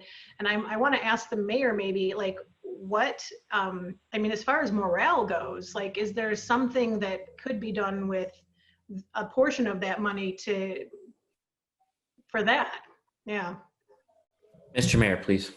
Yeah, it's a good question. After Adam and I spoke this afternoon, I talked to Linda, because this goes through HR, Linda Sanchez-Gazella, and her recommendation was to probably about slice it in half. We're not going to do the lug nut. We're not going to do lug nuts tickets if there isn't a lug nut season. I hope there is, but there might not be. We're not going to do, a big gathering at the zoo. So her thought was maybe slice it to 14,000. It takes a cut, which will recognize the fact that we're not doing the same thing, but she would like to come up with some things to do for employee recognition for our employees, and about half of it was her thought, and I'm supportive of that. They're going to work on a plan. Okay. Am I allowed to add then, since after hearing that, I would like to make a friendly to cut that reduction in half, or whatever number? Well, I'm going to need a number. So. Okay. Well, half of it is a very odd number. So, even 13 is half. Okay. So we go with 13. I hear a friendly amendment from Councilmember Dunbar for a $13,000 reduction, or I'm sorry, a $13,317 reduction in the employee recognition program. Councilmember Hussein, do you accept that as a friendly amendment, or would we like to vote on that? I accept that as a friendly amendment. Yeah. All right. So a $13,317 reduction leaves $13,000 in that line item, and $25,000 reduction in the residency incentive program. Any further discussion on that? I see two hands. Councilmember Dunbar, you're, I think, set, and then Councilmember Hussein, would you like to close this out? Nope, I would move the item. Very good. So the item before us is a $25,000 $25,000 reduction in the residency incentive program and a $13,317 reduction in the employee recognition program. Would the clerk please call the roll on that amendment? Councilmember Betts. Yes. Councilmember Dunbar. Yes. Councilmember Garza. Yes. Councilmember Hussein. Yes. Councilmember Jackson. Yes. Councilmember Spitzley. Yes. Councilmember Wood. Yes. Councilmember Spatafor. Yes. Motion to reduce the human resources operating by 38,317 carries 8-0. Okay, motion carries 8-0. The next item is the next item is for Councilmember Hussein to share. Thank you. So the next item deals with account number 960095 for city-supported agencies. This is for our arts and culture grants. I believe this is why we still have 47 people in on this call. And I've talked to the mayor quite a bit about this, President Spatafor, and there was a little bit of misunderstanding on my part in terms of what the remaining 87,500 was earmarked for. And my thought was in terms of arts impact, the arts impact grant, as incredibly important as that, those dollars are, and as incredibly important as those projects are to our corridors and to our neighborhoods and things of that nature. Again, when you're looking at the potential for layoffs, when you're looking at the potential for disruption in terms of critical services, I just could not, it wasn't a comfortable thing for me to move forward, not looking at that as a potential amendment to try to, again, insulate services and people. So, but in talking to the mayor, what I learned is that a lot of these dollars do go to local nonprofits. We understand that nonprofits have been incredibly, been hit incredibly hard by this financial crisis as well. And so what I'd like to do is make the motion, but then obviously entertain, whether that be a friendly amendment. I don't know that an adjusting down of some sort isn't appropriate, isn't responsible. So again, I will make the motion knowing that this is probably the number we won't arrive at as a body. So with that being said, I would move a reduction of 87,500 for account 960995 for arts and culture grants, leaving that particular account at $0. And I hope that made sense. I apologize that I'm talking fast, but I do see that it's 6:56, so I'm trying to be quick. Well, that's okay. I've set up the next meeting that Clerk Swope can host it, and he can tell everyone that we'll be there shortly. But okay, fantastic. Yeah, thanks. Okay, so you have proposed. Okay, thank you, Mr. Mayor. Thank you, Council President, and thank you, Councilman Hussein. Yeah, we did have a good conversation, and this. He kind of threw himself under the bus. This is probably on me just as much as it is on any member of council. When we proposed the amended budget, I took a look at the original amount that we funded, and as much as I also love the Arts Impact Grant, that is a new thing that we do every year. I love everything. I love the murals. I love everything we're doing. But to skip 1 year and not do an Arts Impact Grant, that made sense. That was why we reduced the arts funding by $75,000. But just so folks know, and as you heard from all the public comment, last year we assisted the Capital City Film Festival, we assisted Lansing 501, we assisted the Lansing Art Gallery, we assisted the Lansing Symphony Orchestra, we assisted MICA, which is Jazz Fest and Blues Fest, we assisted Reach. These are all nonprofits that are losing money now because people are not able to contribute and grants are going away and things like that. So I did not propose a reduction because it was made clear to me that we have nonprofits that are struggling. We have this One Lansing campaign where we're trying to help out people and small businesses and nonprofits.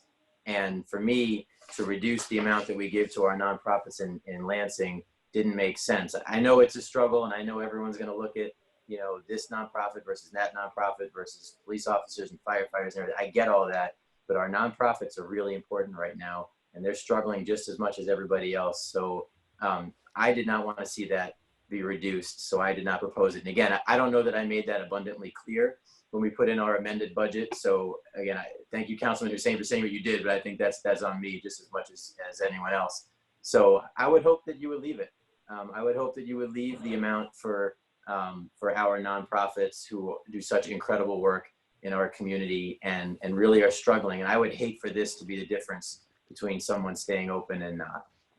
It's a little bit of money that really will go a long way with our nonprofits. Thank you. Mr. Mayor, before I open it up to, actually, there are no questions, so I'm going to ask a question. Are any of the nonprofits that received this Arts Impact Grant on the HRCS list of grant recipients? No, I don't believe so. I don't think we duplicate. I can look, but no, those are human service related nonprofits. These are all arts and culture related, and I don't think any of them qualify. In fact, I'm pretty sure when Happen Dance applied, they made a great proposal, but the recommendation from the HRCS board was you are an arts and culture entity and you should apply through the arts and culture money. So they don't mix those dollars. People don't double dip city dollars. Okay, because I see one, and I didn't know if you mentioned or not, was the Reach Studio Art Center, and that one just flagged my head as maybe potential double dip. But if you're telling me there's no duplication. I'd have to go back and look. I don't have the document in front of me. I don't know if you guys have it in front of you. It was in the council packet, but we generally don't. But if I missed one, then I don't want to say 100%. But I know it's come up before, and it could be the programs also, but I don't think so. But I'd have to go back and look. Okay, that's just my question. If there was a double dip, that maybe one or the other, but not both. Okay, right. Councilmember Betts. I think that I'd be comfortable if we made a friendly amendment to put it at 100,000, just offering. I'm sorry, Councilmember Betts, the amended budget. Sorry, go ahead. Councilmember Hussein. Thinking out loud, sorry. We're all doing that right now.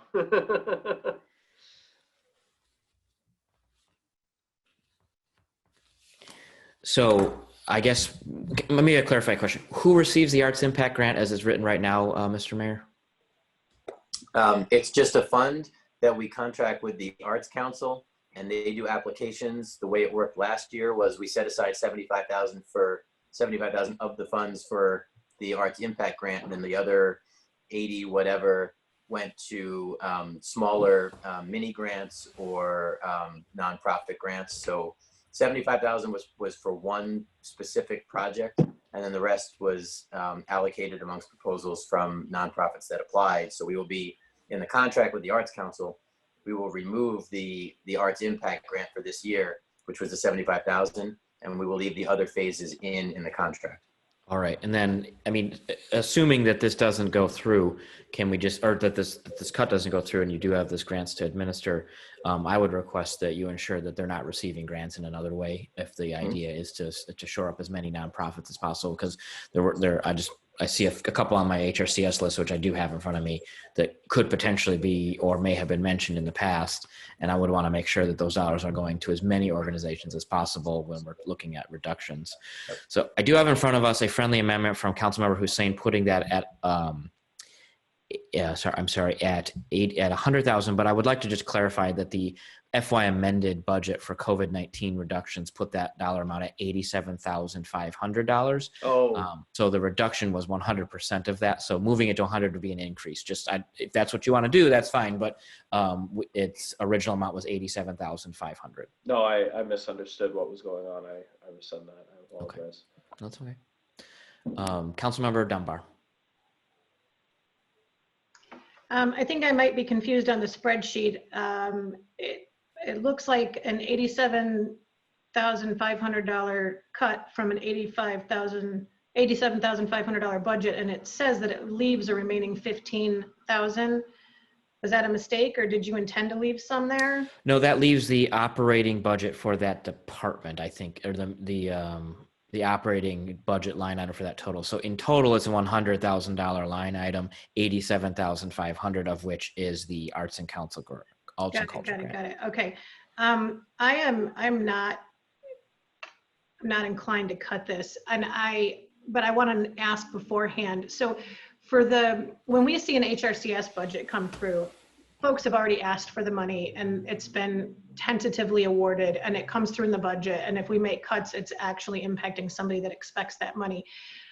On an annual basis, are these folks who come back every year and rely on this money for their operating funds so that it's an expectation, and I know that, you know, obviously in hard times you can't have expectations, but this is most of this money accounted for in the form of past recipients who would be coming back again this year?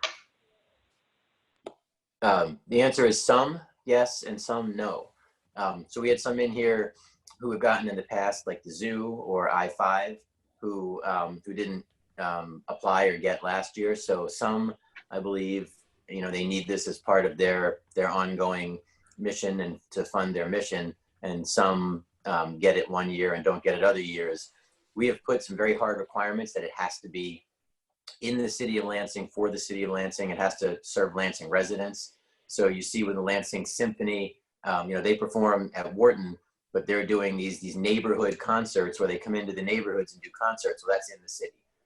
So things like that, we ensure those programs are within the city.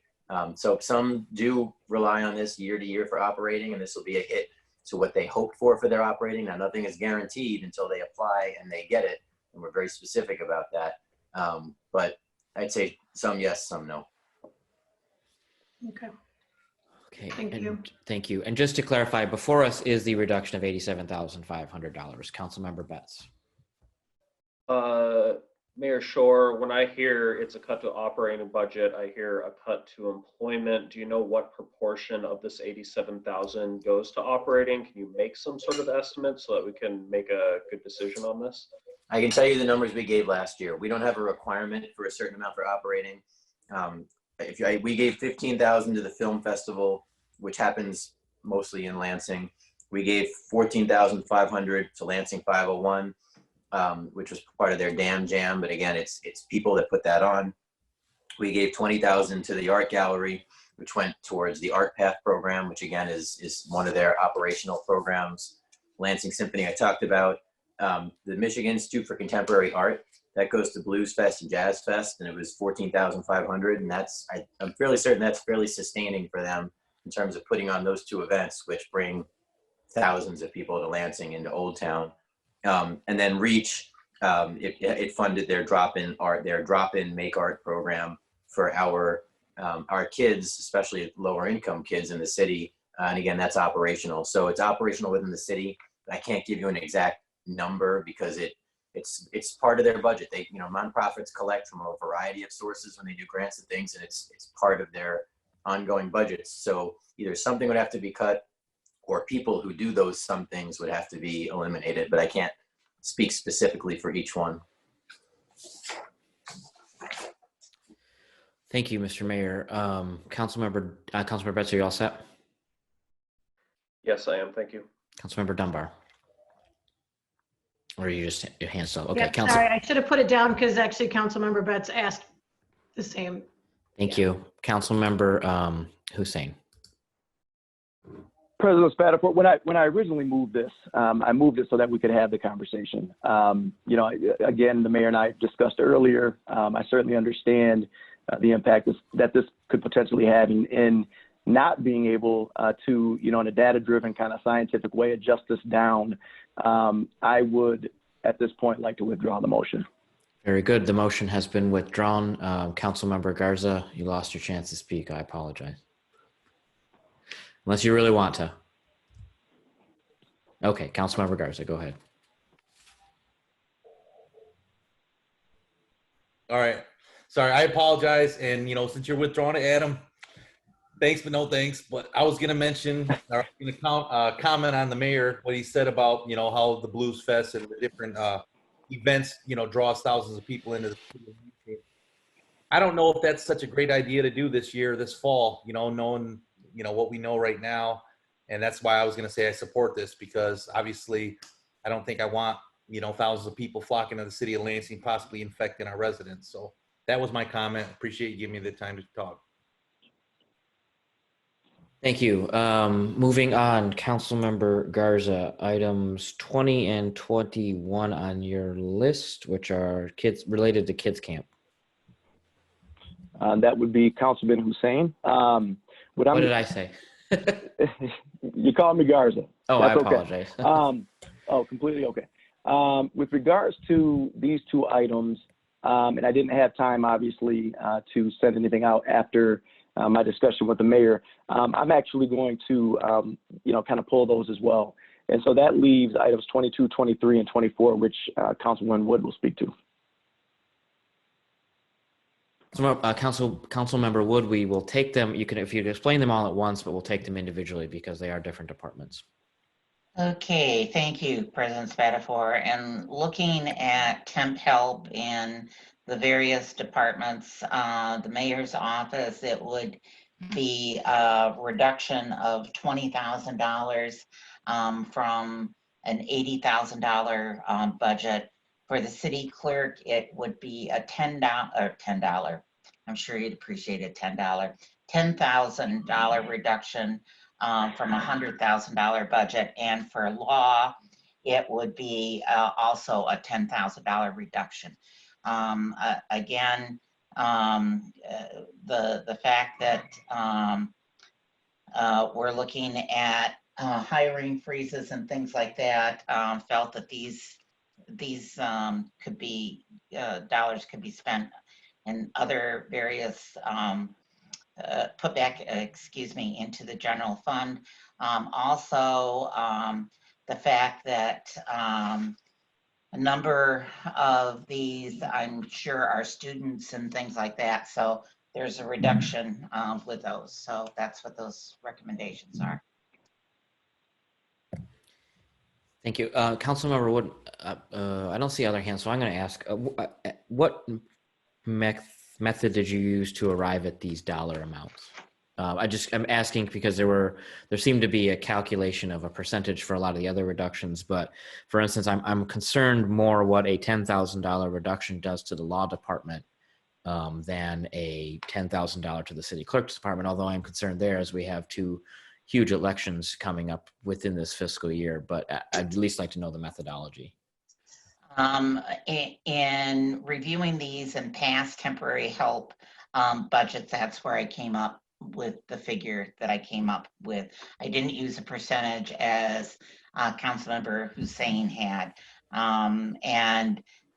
With the clerks, he does have the election. There is an election line in there, as well as wages for election workers. Okay, that helps there. Thank you. So the first item that Councilmember Wood has in front of us is a $20,000 reduction to the mayor's temporary help line item. That motion before us, if you're all right with that, Councilmember Wood, made by you. Any discussion, Councilmember Dunbar? Thank you. I just wanted to ask how that'll affect the mayor, if the mayor, so I'm basically going to ask for all of these. I'll ask Jim to comment on how it'll affect the law department. I'll ask Chris to comment on how it'll affect the clerk's office, and Mayor and Samantha, if you want to touch that, that would be great. Mr. Mayor? Yeah, I mean, it'll affect our temporary help and our interns and work that we get done. But I'm not going to contest this. If this is the will of the council, we'll take the pain like everybody else. And, you may have proclamations that get out slower. We may have appointments that get done slower. We may have a lot of the work that our temporary help does won't get done as fast. But I'm not going to contest this. So if this is the will of the council, I'm okay with it. Thank you.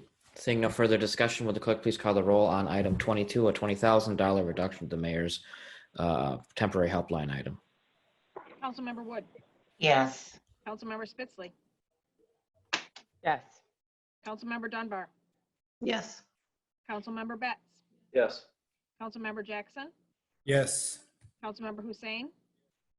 Yes. Councilmember Garza. Yes. Councilmember Spatafor. Yes.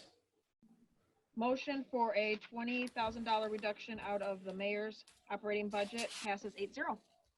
Thank you very much. The next item moved by Councilmember Wood is a $10,000 reduction in the city clerk's temporary helpline item. Is there further discussion on this? I see the clerk is here, but he might not actually be here. Oh, there he is. Mr. Clerk, would you like to address the $10,000 reduction in your operating budget or your temporary help budget? Sure. And, much like the mayor said, I'm not going to contest this. We can survive this. We are looking at a very challenging year this year. With proposal 3 of 2018 that passed, we were going to look at record number of absentee ballots. With that on top of the COVID crisis, you know, we're doubling probably what we were going to expect at least. So the temporary staff are the ones that help us processing the absentee ballots in our office. That's a big part of their role, as well as other election preparation. And then the other part of that line item is working on the medical marijuana, or adult use and medical marijuana, the review of the applications that just keep on coming in.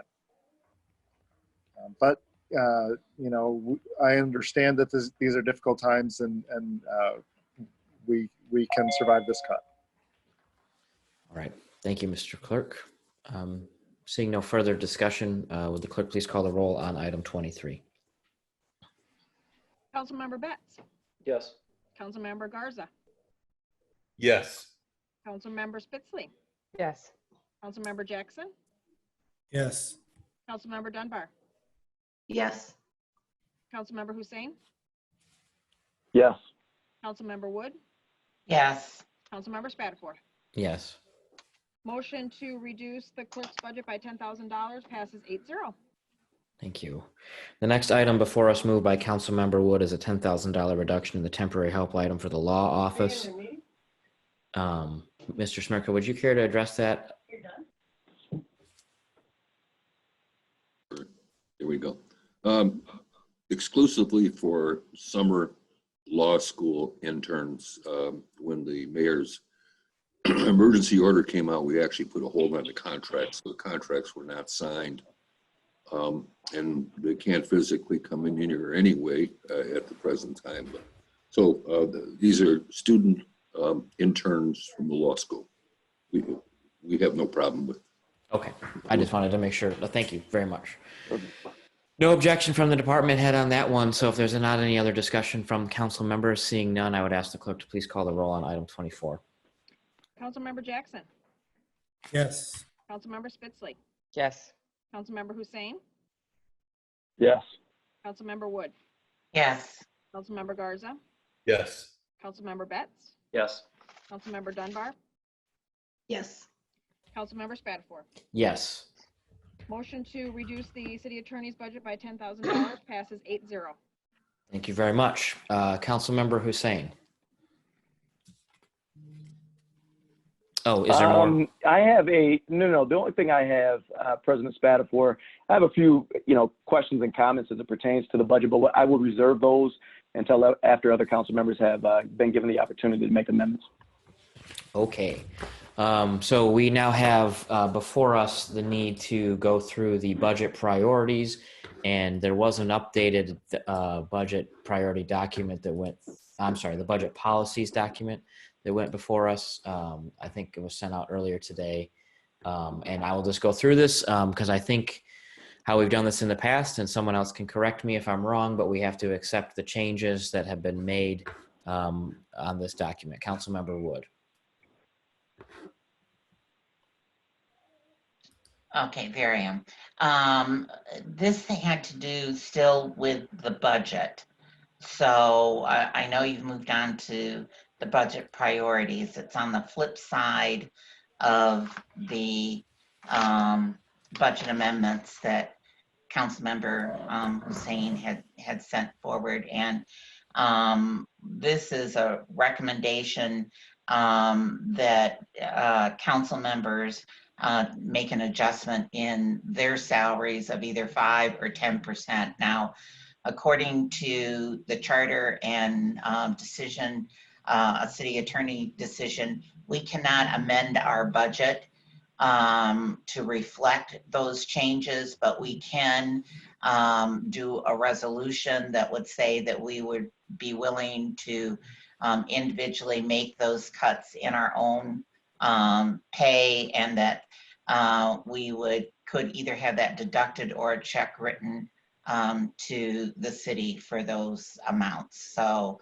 that's what the back section of that proposal has to do with. All right. So I guess my question to you, Councilmember Wood, is since this would require a different resolution and a different action of council, not necessarily needing to be adopted this evening as part of the budget, could we push this off until June 8th? Yes, we could. Okay. I think I do see some hands up, so I'm not going to unilaterally make that decision, but I wanted to put that out there because it is a separate resolution that has not yet been drafted. So Councilmember Dunbar, then Hussein.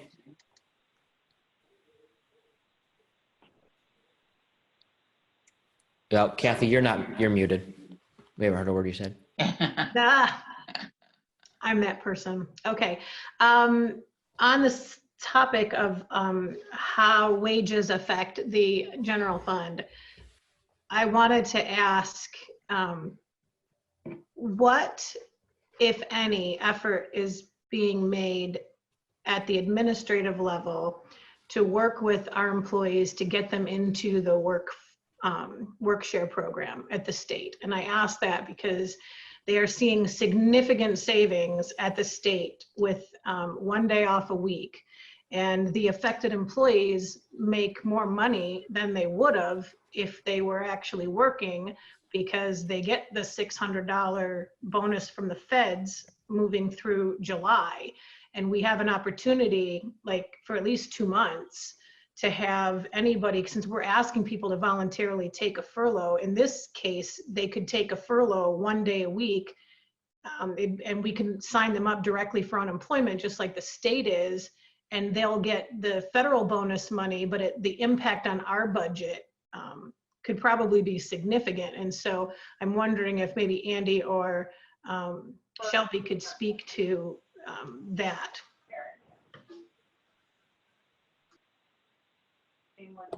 Mr. Mayor? Yeah.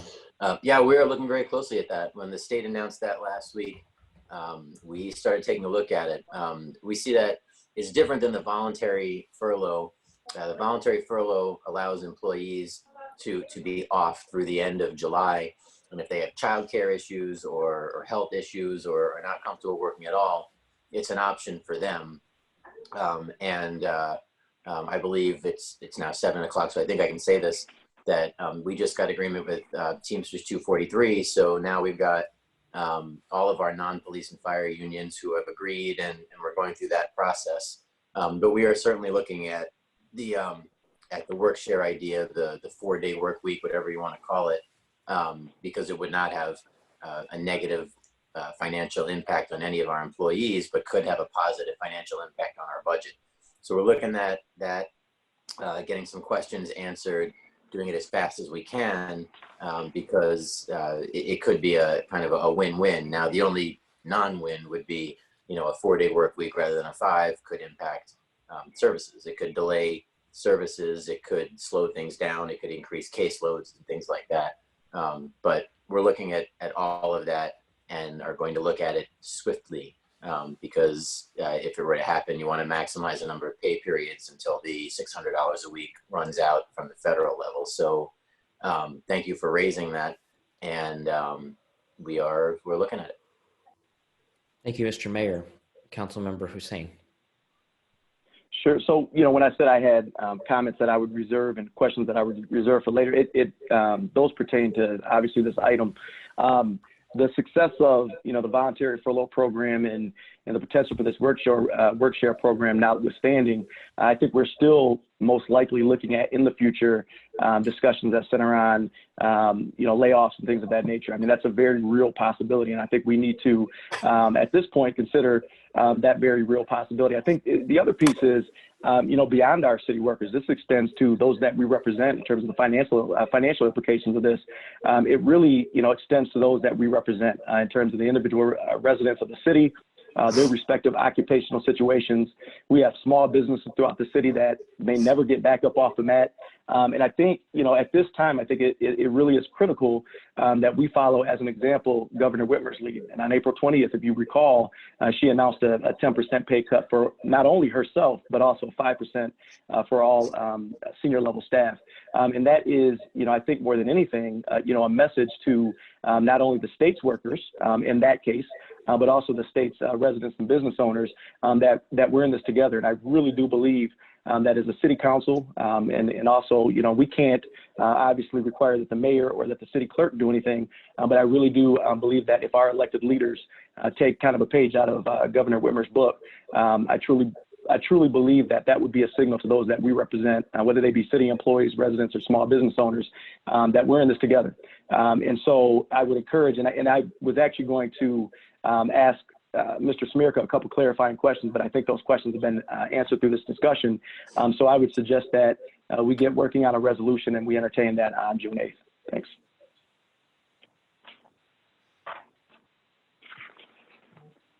Mr. Smirka?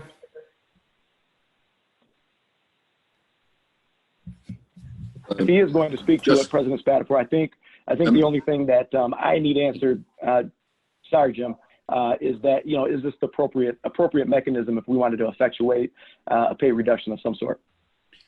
Just because the issue's been raised, and I know Councilwoman Wood was in the ballpark with the answer. It's been a long-standing part of Michigan law that elected officials can't have their salaries reduced while in office. It was in the statutes. It's still in some of the statutes, like the township statute. And then the section on the cities was replaced with the Elected Officers Compensation Commission. And so that is the body that has to do anything with elected officers' compensation. And that there are strict time frames when that occurs, and years and all that. So that's where that decision is lodged. At the risk of belaboring this conversation, can you maybe look into the possibility of a resolution about giving money back so we have that answer on June 8th? Sure. Thank you. Councilmember Dunbar, do you still have a concern, or are you all set? Thank you. I was actually wondering, since it's a budgetary issue, if any, because they've been talking about possibly doing the work share for the rest of the employees, has anybody calculated what that savings would be through the end of July? So obviously we'd be affecting this fiscal year and the following fiscal year, but like what type of savings does that accrue toward the city in case that has an effect on the budget? We are working on it. It depends on the number of hours that are taken in work share. So we're working on the calculation of how many hours and what those savings will be. Again, it just depends. The state actually did every other Friday, every other week. So we're looking at what are the numbers, what are the best numbers for service delivery. You know, at one point we talked about, you know, is it every afternoon for a day, and then what are the numbers there? So we're looking at a variety of numbers, and it's going to be significant. It'll be significant, but what that means, I don't know yet. And if we get there, you will know as soon as I know. Thank you, Mr. Mayor. Let me see here. Councilmember Wood, are we all set on this spreadsheet, or? Yes. Okay, thank you. We do have to get the budget policies in front of us and sent on to council. So we're going to go through this, and I will put it up on the screen share. And what my preference on this would be is that we take it all at once. And if there are people that wish to pull some of it out, then we can do that. On page 1, the only change is the vacancy factor has been adjusted to reflect $1.4 million, which incorporates the administration's change in delaying some non-essential employee hires for a $700,000 savings. The next item is under the general fund reserve policy. Councilmember Betts and I worked on an amendment, except when projected revenues excluding transfers are projected to decrease more than 0% in a given year. If events necessitate that the combined balances drop below 12%. This is the general fund contribution of $500,000. We thought it prudent that the policy not advise one thing and the budget adopted advise another. This would allow for, in years when there is no growth in the revenue, to not see that $500,000 deposit. The next item would be the environmental stewardship. It was amended at the front end of this meeting to read, the City of Lansing is concerned about its environment and strives to be a good steward of such. The city recognizes the importance of sustainability as determined in its commitment to the goals in the Paris Agreement. the city will work to reduce emissions outputs, increase its energy efficiency, and improve its wastewater treatment and waste management programs. And then the final piece that is not on here is the removal of the Chief Strategy Officer hiring process and position, because that person, as we all know, is currently employed by the city and no longer do we need to hire one. So I would take a motion to adopt the policies as presented by me from anybody who wishes to move. Councilmember Hussein has made that motion. Is there any discussion on that? Seeing none, would the clerk please call the roll on the policies as presented? Councilmember Hussein. Yes. Councilmember Betts. Yes. Councilmember Wood. Yes. Councilmember Garza. Yes. Councilmember Spitzley. Yes. Councilmember Dunbar. Yes. Councilmember Jackson. Yes. Councilmember Spatafor. Yes. Motion carries 8-0.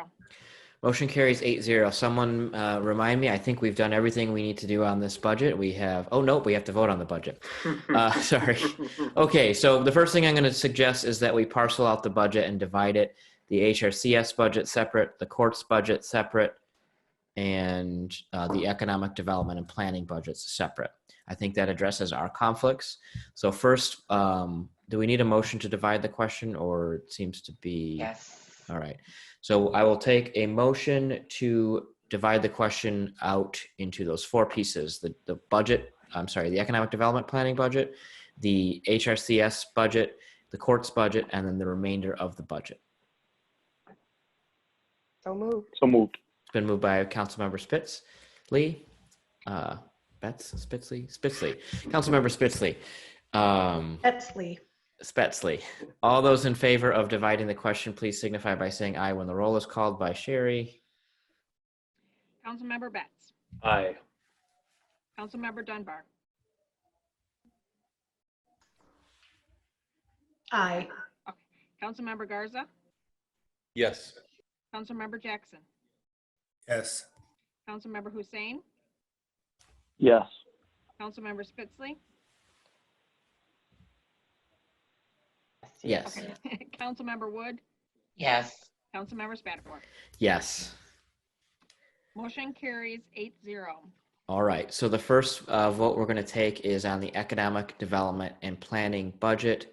I believe we need a motion before us, and then Councilmember Spitzley will vote. Will make the motion to recuse herself. So Councilmember Hussein, if you could move the budget, please. So moved. Before us is the economic development planning budget as amended. Councilmember Spitzley. Thank you, Mr. President. I need to recuse myself from this budget. Councilmember Spitzley has made the motion to recuse herself, or asked that the motion be made to recuse herself. Councilmember Hussein, would you make the motion, please? Yes, I would move the recusal of Councilwoman Spitzley. Thank you. Sherry, would you please call the roll? Councilmember Dunbar. Yes. Councilmember Garza. Yes. Councilmember Jackson. Yes. Councilmember Hussein. Yes. Councilmember Spatafor. Yes. Councilmember Wood. Yes. Councilmember Betts. Yes. Motion to recuse Councilmember Spitzley from the Economic Development and Planning budget carries 7-0 with one recusal. Thank you very much. The next item is the motion before us, which is the adoption of the economic development and planning budget as amended. Without further discussion, would the clerk please call the roll? Councilmember Betts. Yes. Councilmember Wood. Yes. Councilmember Hussein. Yes. Councilmember Jackson. Yes. Councilmember Garza. Yes. Councilmember Dunbar. Yes. Councilmember Spatafor. Yes. Motion on the amended economic development and planning budget carries 7-1 or 7-0. I'm sorry. With one recusal. Thank you.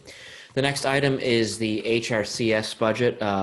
Councilmember Hussein moves to put that before us, and I recognize Councilmember Wood. Thank you, President Spatafor. I would ask for a motion of recusal. I am executive director to one of the funding groups that have been recommended in this budget.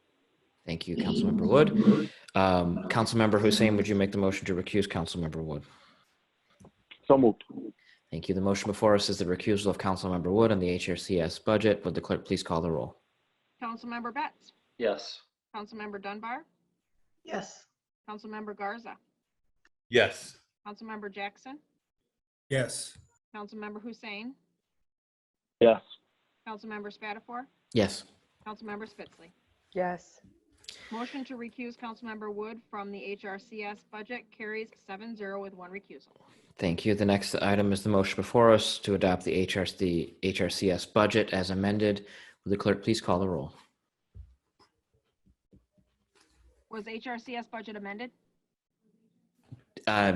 Through the 21 amendments, the COVID amendments. Okay, sorry.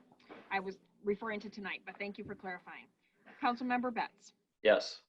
Councilmember Dunbar, Yes. Councilmember Garza, Yes. Councilmember Jackson, Yes. Councilmember Hussein, Yes. Councilmember Spatafor, Yes.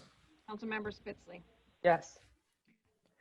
Motion on the HRCS amended budget passes 7-0 with one recusal. Thank you, Sherry. The next item is the court's budget. Councilmember Hussein moves to have the court's budget presented before us. He smiles, so I know that's true. And I will recognize Councilmember Jackson. Thank you, Mr. President. I would move to recuse myself from the 54A District Court. I work with the Public Defender's Office. We're very closely related in the courts, and just to avoid any appearance of conflict and also to follow the recommendation of the city attorney. Thank you. The motion, the request is that Councilmember Jackson be recused from the vote on the 54 District Court. Councilmember Hussein. So moved. Motion to recuse has been made by Councilmember Hussein. Will the clerk please call the roll? Councilmember Garza, Yes. Councilmember Hussein, Yes. Councilmember Spatafor, Yes. Councilmember Spitzley, Yes. Councilmember Wood, Yes. Councilmember Betts, Yes. Councilmember Dunbar. Yes. Motion to recuse Councilmember Jackson from the 54A District Court budget carries 7-0 with one recusal. Very good. And the item now properly before us is the court's budget. Will the clerk please call the roll? Councilmember Garza, Yes. Councilmember Hussein, Yes. Councilmember Dunbar. Yes. Yes. Councilmember Betts, Yes. Councilmember Wood, Yes. Councilmember Spitzley, Yes. Councilmember Spatafor. Yes. Motion on the HRCS budget, motion on the 54A District Court budget carries 7-0 with one recusal. Thank you very much. And finally, Councilmember Hussein, if you would like to put before us the remainder of the fiscal year 21 budget resolution. I would move the balance of the budget resolution. Thank you very much. Is there further thanks for that. discussion? Seeing none, will the clerk please call the roll? Councilmember Wood, Yes. Councilmember Hussein, Yes. Councilmember Spitzley, Yes. Councilmember Garza, Yes. Councilmember Dunbar. I'm sorry, I can't hear her. Look, there we go. Yes. Okay. There you go. Councilmember Betts, Yes. Councilmember Jackson, Yes. Councilmember Spatafor. Yes. Motion carries on the remaining fiscal year 2021 budget, 8-0. Thank you very much, all. That concludes the business for the committee this evening. We will reconvene at 7:45 for council. So if someone can get into that meeting, let them know. But see you all. We are adjourned.